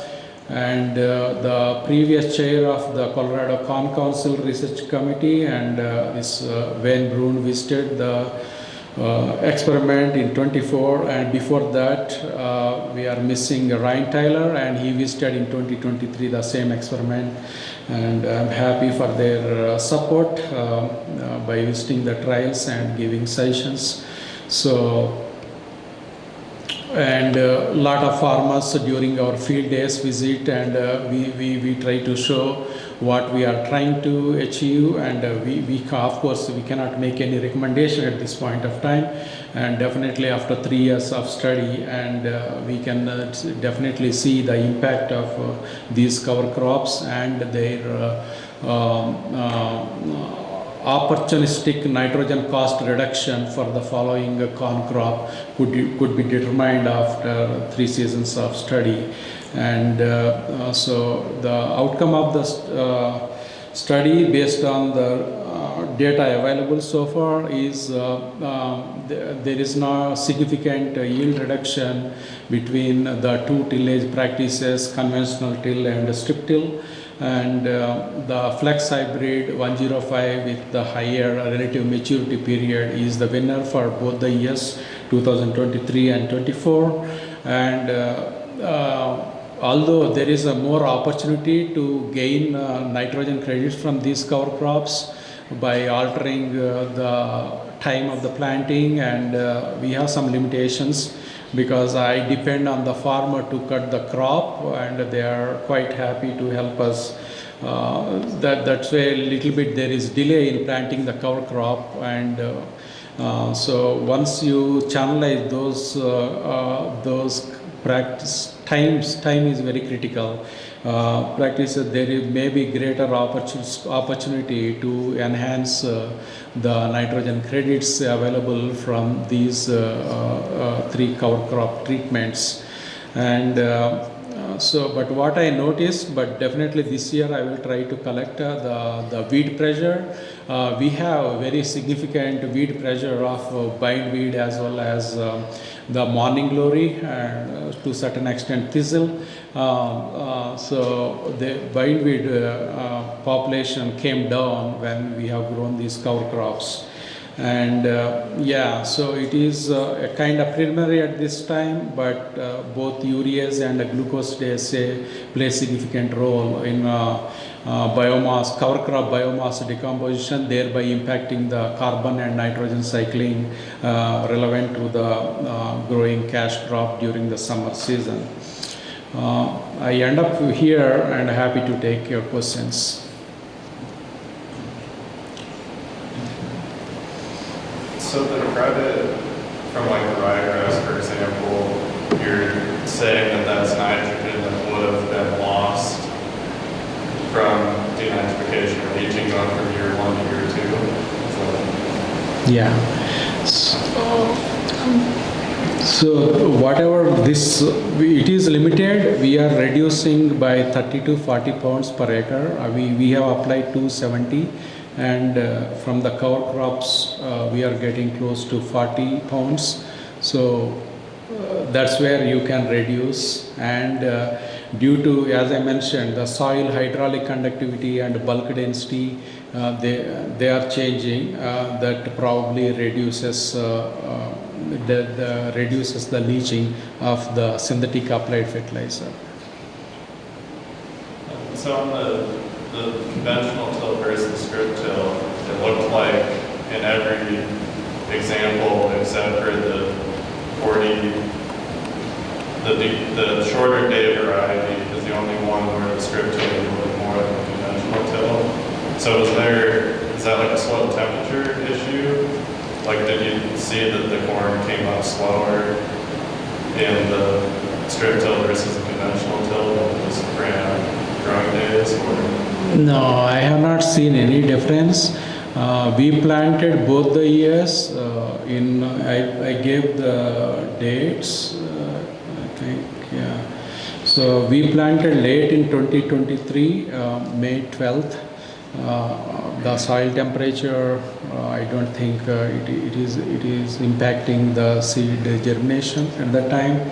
And in 24 we planted on May 3rd. Yeah, that is the right time for planting in our region. Yeah, so maybe I can collect the soil temperature, but I have not seen the germination differences.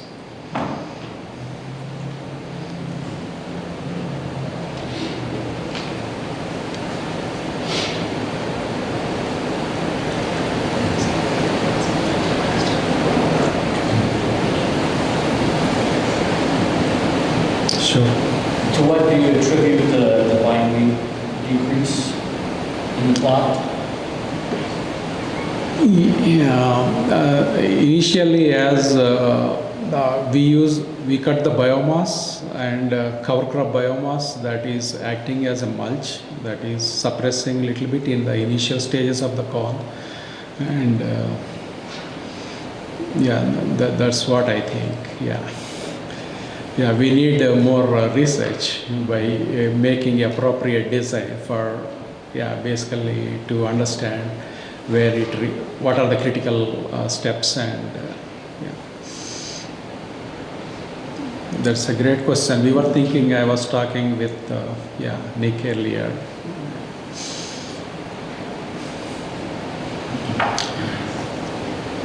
Thank you.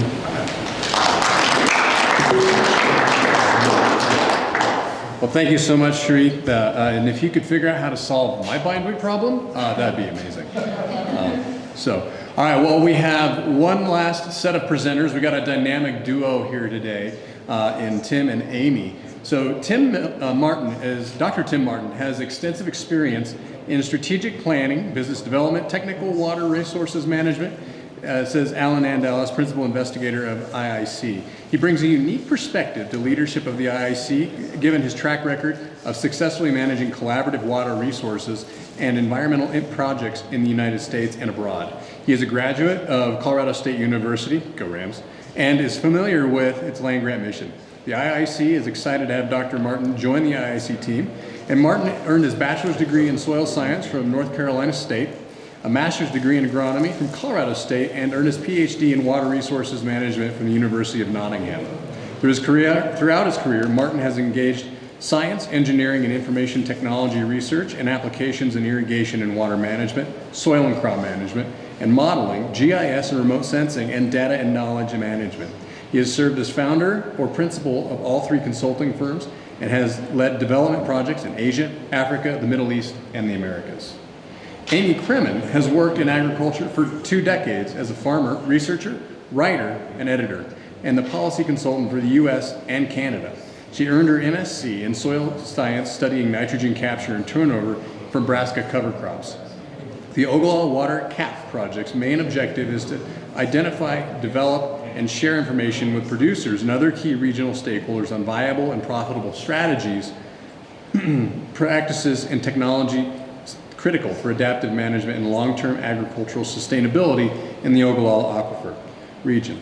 As project manager, Amy coordinates the work of the project's 40-plus research collaborators and develops communications, print, digital, related to their work. Her role involves finding ways to pull in and connect input from farmers, groundwater management districts, extension and research site personnel, and community stakeholders to guide and ground integration research output from an interdisciplinary team of modelers, climate hydrologists, cropping systems and economists, water engineers, irrigation specialists, agronomists, ecologists, sociologists, and extension specialists. So I'd like to bring up Amy and Tim to talk about the Colorado State TAPS program, which we are sponsors of, and we also competed in. I wouldn't say successfully, but we did compete. So, Valmuth, come on up.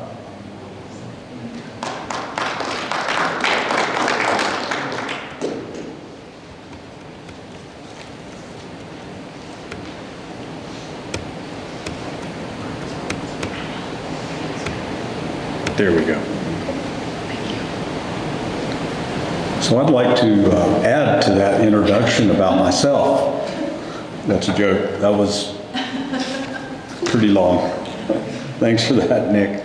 I'm Tim Martin. I'm with CSU. My colleague Amy Kremen and I have been working with the CSU TAPS program now for 3 years. We've done 2 competitions. Many of you are involved in some way or supporting us, including especially the Colorado Corn Council, and we just want to acknowledge that and say thanks for that. So that's partly why we're here today. Is we were here last year too, so we gave a bit of introduction, and for those of you who were here last year and already know about our program, this will be familiar to you, at least the program part, but we have a whole bunch of slides in here that we will show about this year's competition and show you some updates and some new information that we've gathered from this year.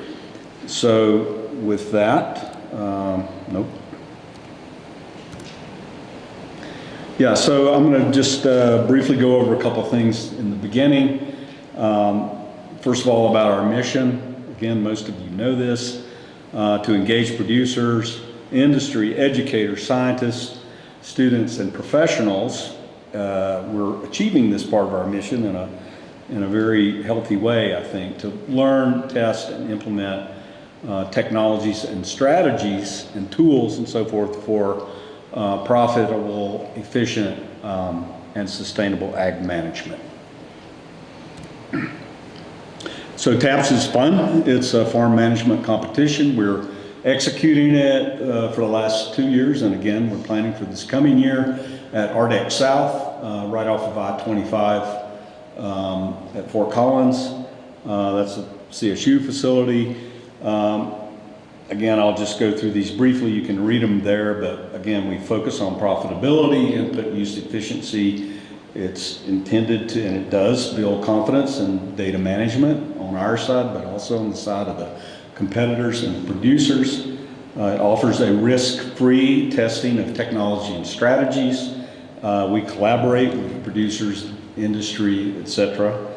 And we recognize and celebrate producer management. We'll talk a little bit about our program and sort of how we really focus on the celebration part as well as the skill building. And then we support demonstration and research.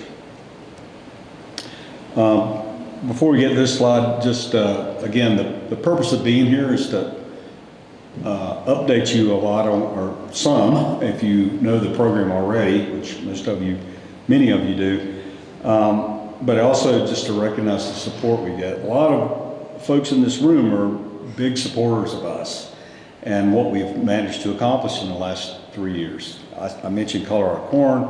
I see USDA, ARS, huge supporter, very close from the very beginning, including advising us on how to lay out our plots and all kinds of things. Amy Harsh is here from Nebraska. She's been a competitor for 2 years and advises us on the ground sort of stuff, an official advisor in addition to a competitor. And then I see some others here.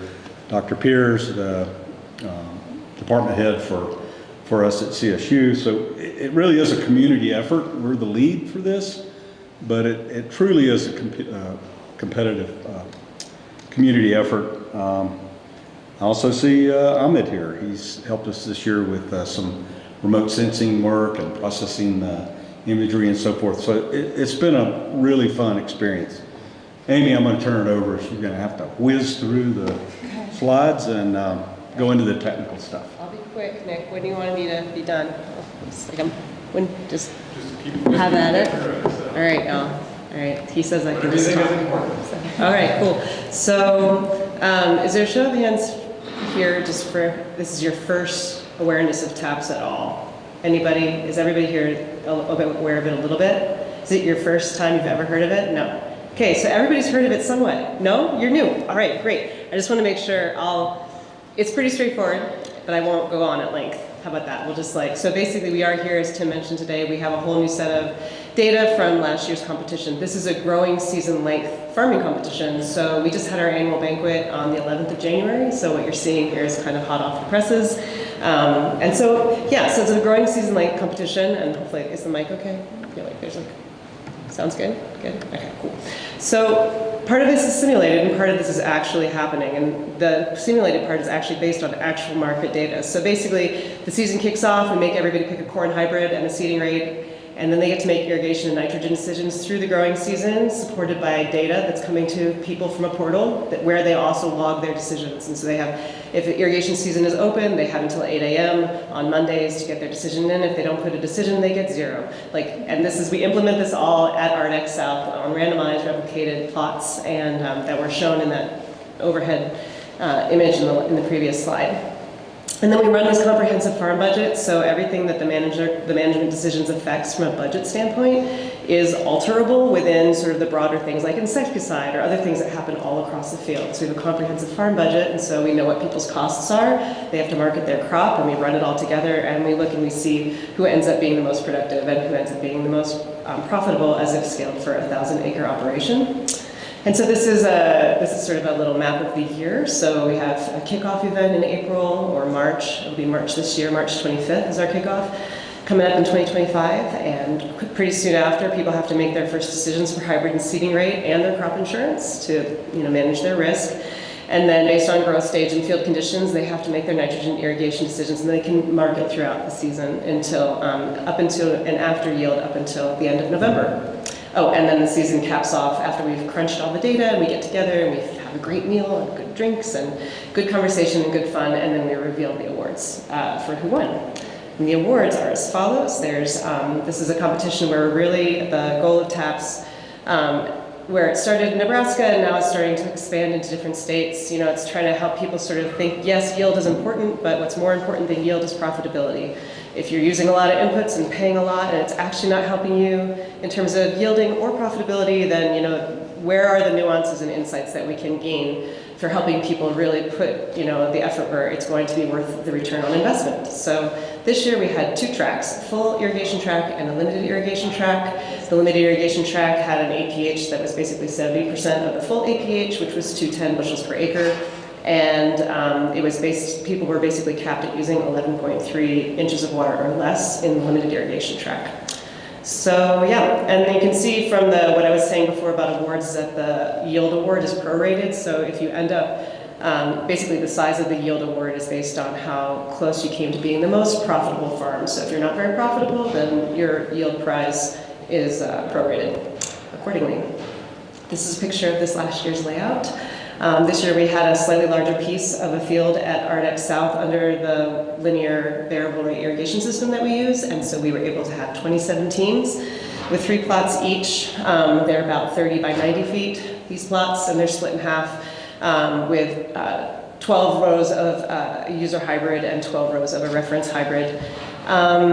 Let's see, so we had a couple of research plots there in the northeastern corner, because you can see, this isn't actually a picture of the fields, you can see the sandier soil that's up there, and so we sort of just carved that off so that it wouldn't be part of competitors' plots, and we did some different trials with nitrogen and irrigation mounts on that section of the field. So that's separate from the competition. So Amy Harsh, hello, she's here, from Nebraska. She's our competitor from Nebraska, 2 times running now, and a bunch of folks, as you can see, from across the eastern side of the state. We are really very much hoping that we will have people competing from across Colorado in future years. That would be awesome. All right, so this is, again, this information which I've kind of already alluded to about our new limited irrigation track. Where we're going with this, and this has come out of dialogue with a number of advisors, including Northern Water, is we have Colorado water sharing agreements in the state, and it is plausible in a future scenario where people could be paid for a certain amount of avoided, consumptive use. And we wanted, this doesn't really exist, nobody's really done this, but we wanted to run the numbers for the what if. What if people ended up managing their water pretty tightly and were paid accordingly for the water that they did not use, compared to sort of the average. And so we ran this as an alternate track that people could opt into this year. Oh, and just kind of critically there, yeah. So people they could sell their unused water below 16.1 inches, which is basically the amount of a normal water year plus rain. We didn't have rain this year, but in a general year, that should be enough plus rain to get the job done. So we basically looked at sort of that average weather to kind of come up with what would the limited amount be, which was the 11.3 inches. Yep, so we collect a whole bunch of data. Some of this is for internal use, but a lot of it is made available to competitors and made available on the portal to support their decisions. Ahmed is here from Agroptics. We were really glad to add his technology this year. Every year we want to kind of use things that people know and use things that are new and learn how to have that help people sort of see things in space and time. And it's been really fun to work with Ahmed all year, and we're looking forward to doing it again and some more, and helping people take his technologies home with them, hopefully. And we also leveled up with our partnership with Arable this year. This is the Arable Vision, which takes a picture every day around noon. And this is kind of fun to be able to make available to people too, so they can kind of see these different things. And we've been doing some work with Ahmed and Arable to look at the ET values that he's seeing from satellites and the ET values that they're seeing and calculating from their ground-based tool, and sort of looking at how those move in alignment and can start to help people think about what the ROI would be of having these different technologies for all of their acres in a way that can help them make decisions. It's a lot of fun. Yep, so here we are with Agroptics data on the left and drone data that we got in partnership with CSU's Ag Water Quality Program. We can also see how that kind of technologies this kind of information can go in tandem as well to help reinforce people's understanding of what's happening in the field. So here's our timeline. Those are the actual prices this year. As we know, it was a really hard year with very little rain, and that definitely affected the outcomes of our competition. We planted on May 3rd. I described sort of the layout of the rows that we have in the field.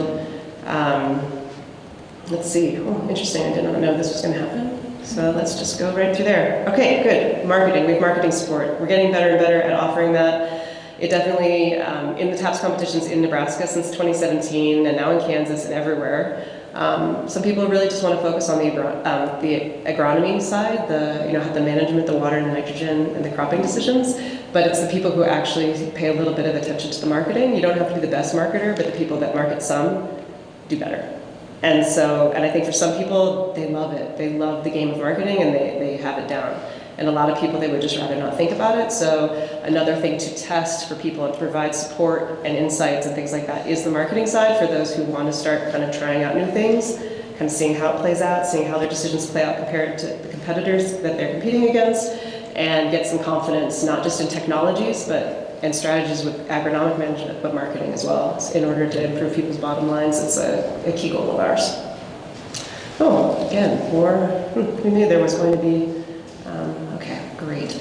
So I'm going to go now into so what happened. Here's a summary of basically the range of kinds of decisions that people made. We had 17 hybrids with a pretty wide range in their relative maturity rate and costs and planting populations this year.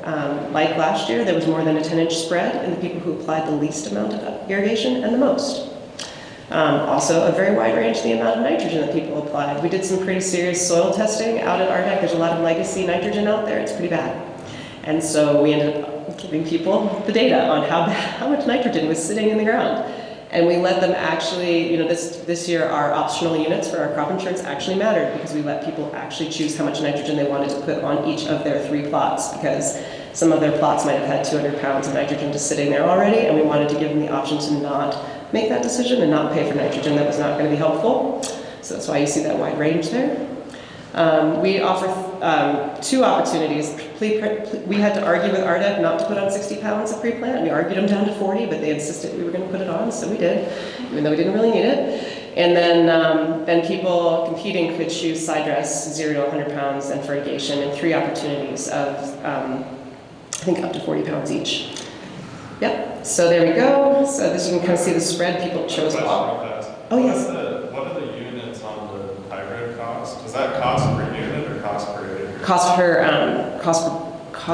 per, that's interesting. That can't be. Cost No, that's per not acre. correct, It has because to it's- change this corn. Yeah, no, that's wrong. And I know that because the bags were like $324 a bag. So that is incorrect. Thank you. Yeah, I was just curious because Oh, that's cost per acre. Yeah, cost per acre. Okay, the $76 a unit sounds awesome. No, it's cost per acre. And I will now be changing the slide because you know you should never show numbers without units. Thank you. All right, we're going to improve this talk already. This has been a win. Okay, so fabulous. Thank you for that very good question. Keep them coming.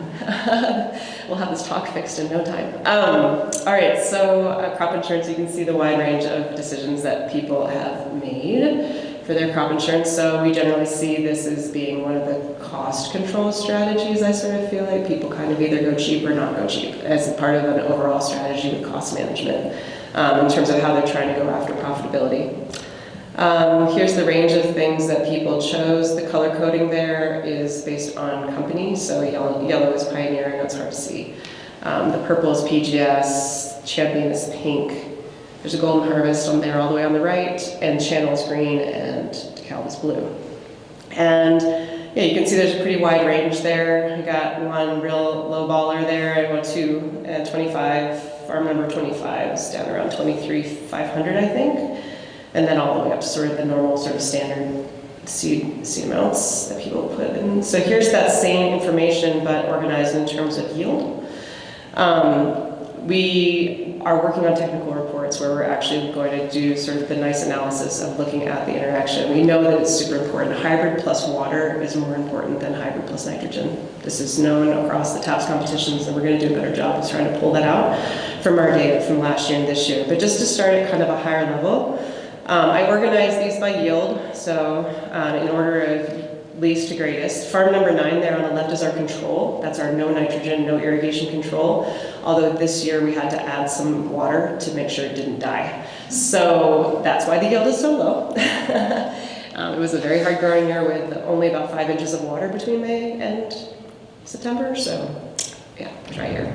Anyways, when you organize things this way, one of the nice things that happened when we were putting together this deck is that we actually have some farms that actually chose the same hybrid. And so as we look at the big picture of what everybody did, we can also narrow in on some comparisons of 2 pairs that I'm going to pick here. The highest yielding pair, which used a channel hybrid, farms 21 and 3, so I'm going to keep referring back to them. They yielded the highest. Okay, what did they do to land there? And then we're going to look at these 2 DeKalb farms, farms 12 and 13. And you can see here that they picked the 2 higher yielding farms picked basically the same hybrid, same seeding rate. In the DeKalb, there's a little bit of a difference, so somebody spent a little less on their seed, and that's how they got started, but they yielded the same. Good? Okay, so that's our starting place for this story.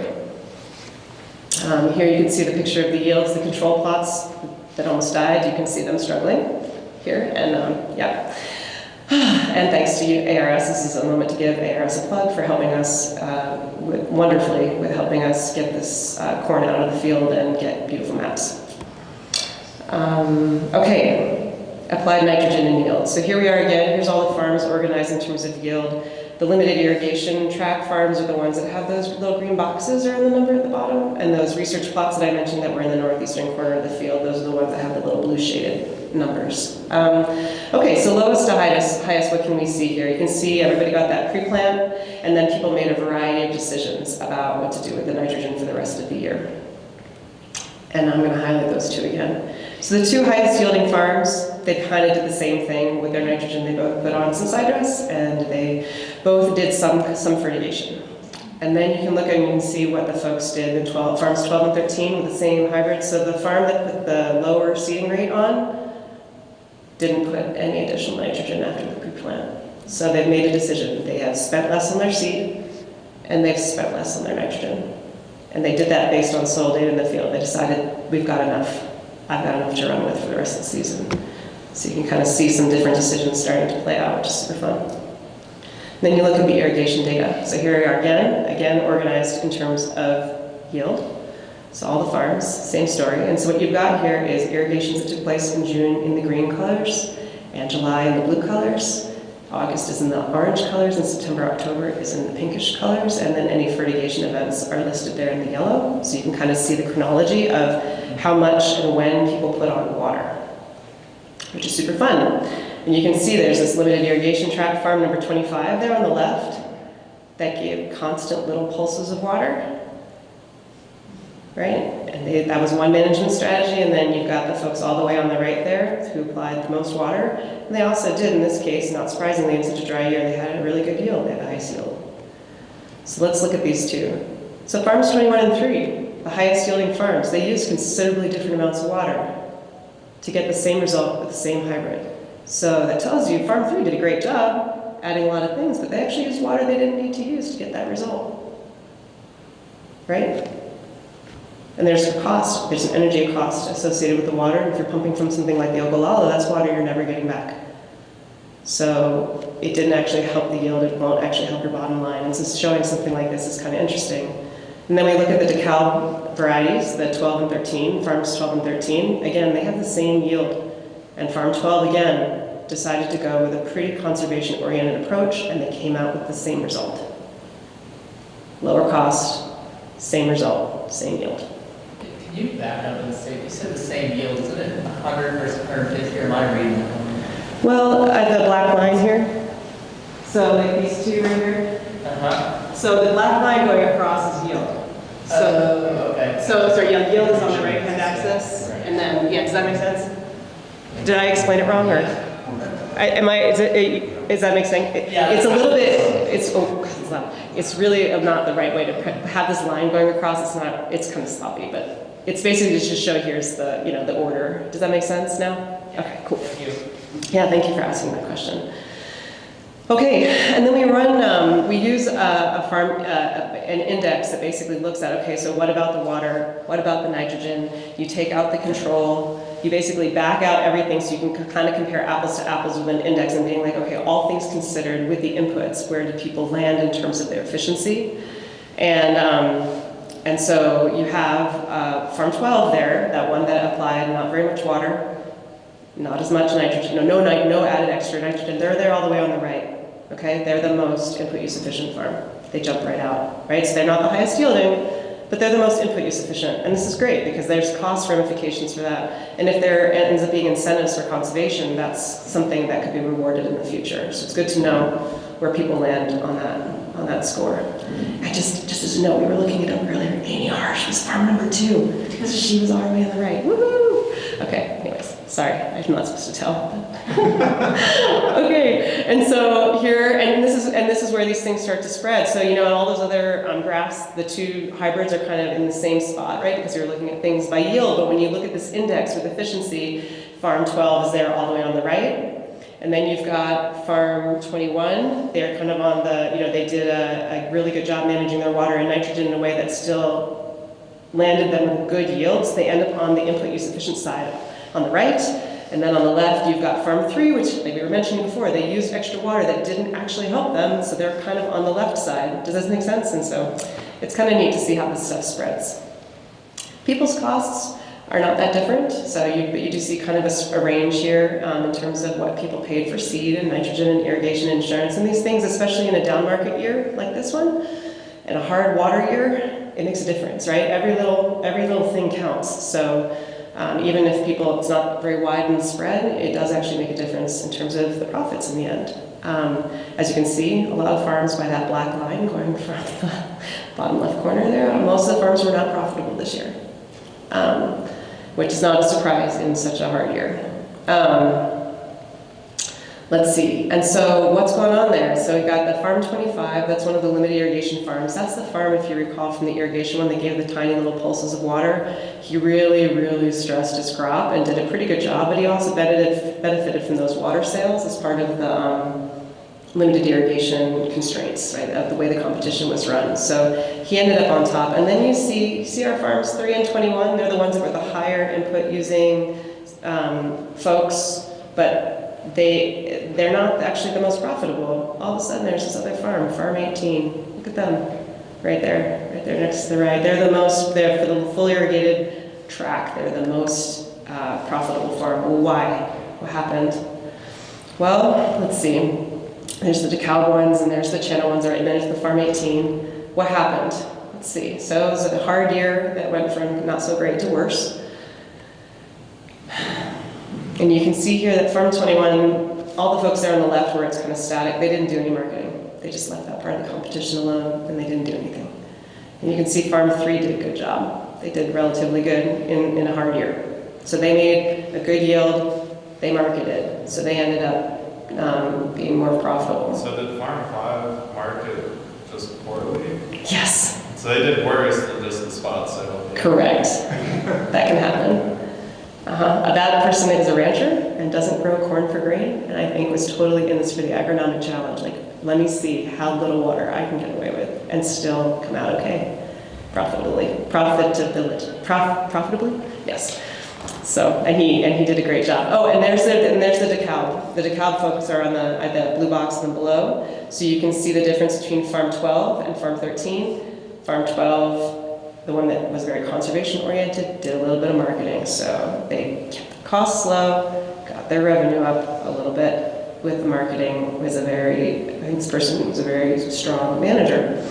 And so that takes us to the winners, the Farm 18. We've got a range of folks. The Farm 18 folks ended up being the winners for the most profitable. And these are actually Channel Farm, Channel Seed reps that partner with our competition, but also decided to compete this year. And so I think, yeah, they did a really good job. They took it really seriously. They made really good decisions and had a good outcome. And then Farm 12 was the conservation-oriented producer, Larry Lamcutt from Larimer County. Again, really paid a lot of attention. And, oops, wait, I've got a mistake. Amy, help me. It's not the Channel Farm reps. One of these is wrong. The Channel Farm reps are the most profitable, but the highest yield is somebody else. Who is it? It's Farm 3, whoever Farm 3 was. Dang it, it's on the back page. Sorry guys, there's some reports there also, if you would like to see this story. And then we've got our Zach Thode, the rancher who gamed the system, put a tiny little bits of honor and then benefited from the whole picture. He came out on top with the most profitable for the Minty irrigation track. And our special award here for the most input use efficient, we have created this as a named award in honor of Ryan Taylor, who passed away in May and is missed by everyone at CSU and Colorado Corn. We've decided to name this award in his honor with the blessing of his family. And so in the spirit of Ryan's dedication to conservation and farmer success, we'll have the Ryan Taylor Limited Irrigation Award for the most input use efficient farm. And this was actually won by the Greeley and Fort Collins NRCS team, which really leaned in, walked the talk, so to speak. And they were very, very excited that they won this award. They kept it totally chill at the banquet, but I heard about it afterwards. So, they're like, we are unreasonably pleased with our results. They're very happy. So that's great. So the reason why they're not getting an award is because they can't accept money, so they just got black. So no check for them, but a nice plaque. And our Farm 4 winner for limited irrigation, this is fun. Brian Langle competes on behalf of Colorado Master Irrigator. And last year he won the full irrigation. We didn't have a limited irrigation track. So last year he won both the most profitable and most input use efficient awards and decided to challenge himself by jumping over into the limited irrigation track. And it was nice to see him win again. This is somebody who's really committed to also walking the talk and figuring out how to get it done with less water, which is very important to where he's from, near Burlington. So yeah, to sum up, I hope I haven't gone too long, Nick. I'm basically done, but it's super fun. You guys know about the awards. We are doing a better job, I think, now with working on reports like this and talks like this, but also now technical reports where we really get into the insights. And so if you're interested in getting into those conversations and seeing what insights we can pull out and staying part of the conversation, we would love to talk with you. And a key takeaway from both years of our competition, but also TAPS more broadly, is that conservation-oriented management definitely can boost profit without hampering productivity. So here's just a couple pictures of the fun awards, including the NRCS team that I mentioned at the top, and Zach Thode, who won the Limited Irrigation Most Profitability Award, and the folks there on the right from Farm 18, who were the most profitable in the fully irrigated track. And yeah, so we're going to improve our portal, make everything more user-friendly. We're adding irrigation scheduling and more technologies, more grain marketing support, because that's clearly an area where some people want to level up.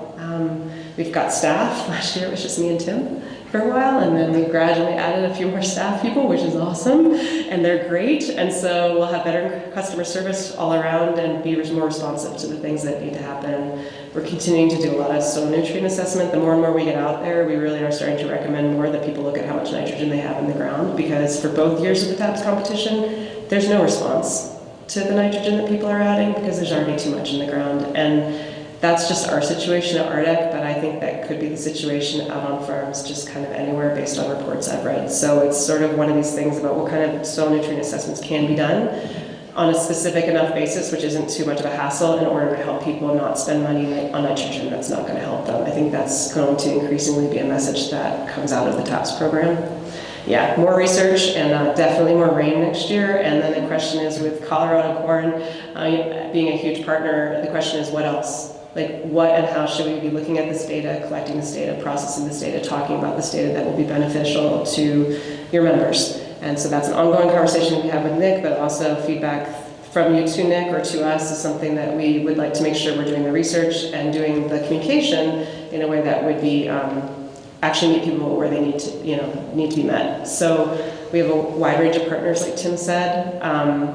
Couldn't happen, none of this happens without any of them, and it's an ongoing, wonderful relationship. Our program is we're part of managing this as part of also helping to manage a much larger multi-state effort, which is funded in large part by NRCS, which is helping to expand and strengthen TAPS and Master Irrigator programs across the High Plains and beyond.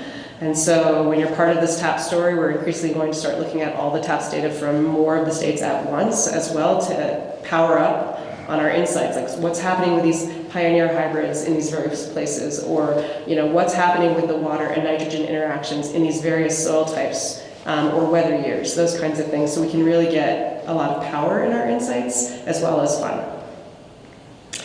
These are our major sponsors also, so very grateful to the water plan grant from CWCB and major support from NRCS that's funding a lot of this work that we're doing at IIC that's based at CSU. And there's a QR code in case you or anyone you know would like to sign up. If you want to forward this to them, we are open for business and ready to sign up teams for next year. And that is everything except for Tim probably has. Yeah, no, I just wanted to mention, we have some reports from our report from last year. A lot of these slides are in there, explained a little bit better. Also will be Nick and the Corn Council have allowed us a little bit of space, so we'll be on the corner of your table at the farm show starting tomorrow. So you can talk to us there, you can talk to us here. We're, as Amy said, we're recruiting. Amy's going to bring more rain this year somehow.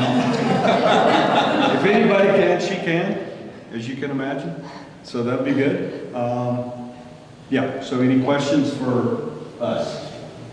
So Amy, just as I recall, I believe it was Aaron Powell and the guys, the decal guys out of Holyoke that were the farming team. Farming team, yes, thank you. I knew it is another seed rep, and I was like, sorry, that's He also farms, so he's not just a seed rep. That's a typo. It's a great office to talk to. One other clarification, just for those that are paying attention to the nitrogen, especially. Those numbers that we threw out there, that's 0 to 24 inch, just so you know. So it's not quite as magnanimous as it seems. It's almost full profile, and it tapered off after that 24 inch sample depth. So I just want to clarify that. But the fact that there might be that much nitrogen sitting, it was like not in the top, it was like, in the top 8 inches to have to 8 and then 8 to 24 to have that much sitting there, it was a lot. Right. And that's largely we surmised and deduced is from just the historic use of that field. These are research plots, and there's just been a lot of variability over the years, and a lot of nitrogen's built up in this particular area, in these particular soils. Yeah, it's pretty dry. So we've got, that's another part of our maybe you said that in the bullet points, but this year and in the future, we're looking longer term to manage that nitrogen better ourselves, because we should, but also to kind of level the playing field, so to speak, a little bit more so for the competition going out. Other questions or points for Amy or me? Dr. Pierce. Amy, at the Tri-Societies meeting, there was a pre-meeting about TAPS. Yes. Right, that they are using it, and it's clear it's going to expand on Florida and Delaware and Michigan. So what does TAPS look like as it goes nationwide? What is TAPS? Like craziness. Each one of these programs is a whole project. I mean, the amount of partnering and the amount of data that comes together to do all this. But what it looks like, I think, is a pretty, like the power in being able to look at the data to tell the story on really slicing and dicing on the water and nitrogen interaction and the return on investment on when you make those decisions.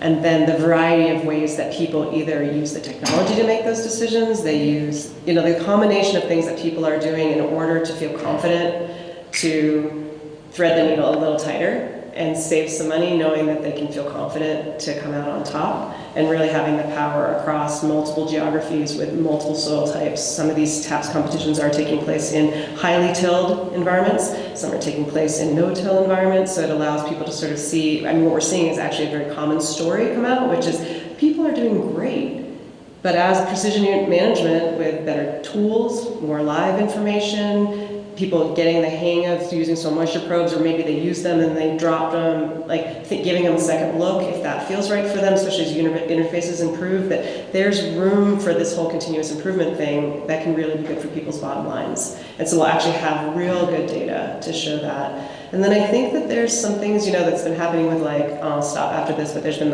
carbon intensity scoring. Okay, fine, but there might be water intensity scoring, especially in water limited areas where, there might be actually a value in so instead of yielding, 285 bushels per acre, you end up yielding 220. But what if because you use 3 or 4 inches less water, there's actually money in it for you for having done that? So that you have no difference in terms of your actual revenue, but it does, especially in a water limited area that's relying on groundwater, which is not half of our state, but in places where people are using limited and declining pockets of groundwater to grow corn, you could really stretch the time horizon 20, 30, 40, 50, 80 years, I don't know, even longer with careful management. And so the sustainable agriculture depends on having water around, so having a way to actually have a structure for this actually starts to provide the data to show, yeah, people can make this work, really be productive with less water, and if you can make the numbers work, then maybe some people would opt for that. Yeah. Thank you.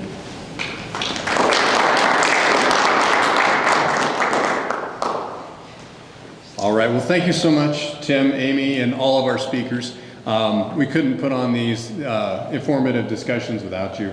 And you can just see the collaboration and the partnership that we have with so many different researchers and companies and people that make everything that we do go round. And as I mentioned earlier, we look at where we invest those checkoff dollars. And research, market development, education, outreach, and promotion are ways that we're trying to help further the corn industry for the betterment of your operations and our industry as well. And so this is part of our outreach, trying to get the information that our producers and our researchers and our partners need to know that's coming towards them and how it's going to impact their operations and our industry. And so hopefully each and every one of you were able to garner a little bit of information and learn a little bit of what we presented here on how that's going to impact your farm and how you're going to have to move forward as we deal with different types of challenges, whether it be regulatory, whether it be climate, or whether it be irrigation. You name it. Ag is always facing an onslaught of challenges, but because of what we're able to do with our partners and with our industry brethren, we're able to hopefully overcome those and find ways to have a thriving future. So thank you all for coming today. I really, truly appreciate you taking your time and your day to spend it with us. We do have a banquet to come up afterwards, so we're going to be opening the bar at the reception in a few minutes, around 5 o'clock. So if you need to go run to your car, run to your room, check in, just run up and down the hall and get some energy out like my kids would need to at this point, please feel free, and then come on back and we'll start this off at 5 o'clock with a recognition banquet of some of our board members from that have recently termed off of our board. So again, thank you all so much, and thank you to those who tuned in online. Hopefully you got something out of this as well, and we'll hopefully be seeing you here next year at the 3rd annual Winter Roundup here in Greeley. So thank you so much. And I'll just say one other thing. Thank you to Jeff and Syngenta for sponsoring this. As I mentioned, we would not be able to do these types of events without sponsorships and without support from some of our industry partners as well. So thank you, and make sure if you have any questions about what Syngenta's got in the pipeline, they've got some pretty cool stuff. And I know that when it comes to chemistries, those are in desperate need, and to get those through, it's almost takes an act of God anymore. So they're doing yeoman's work. So thank you so much, Jeff. Let's give him a round.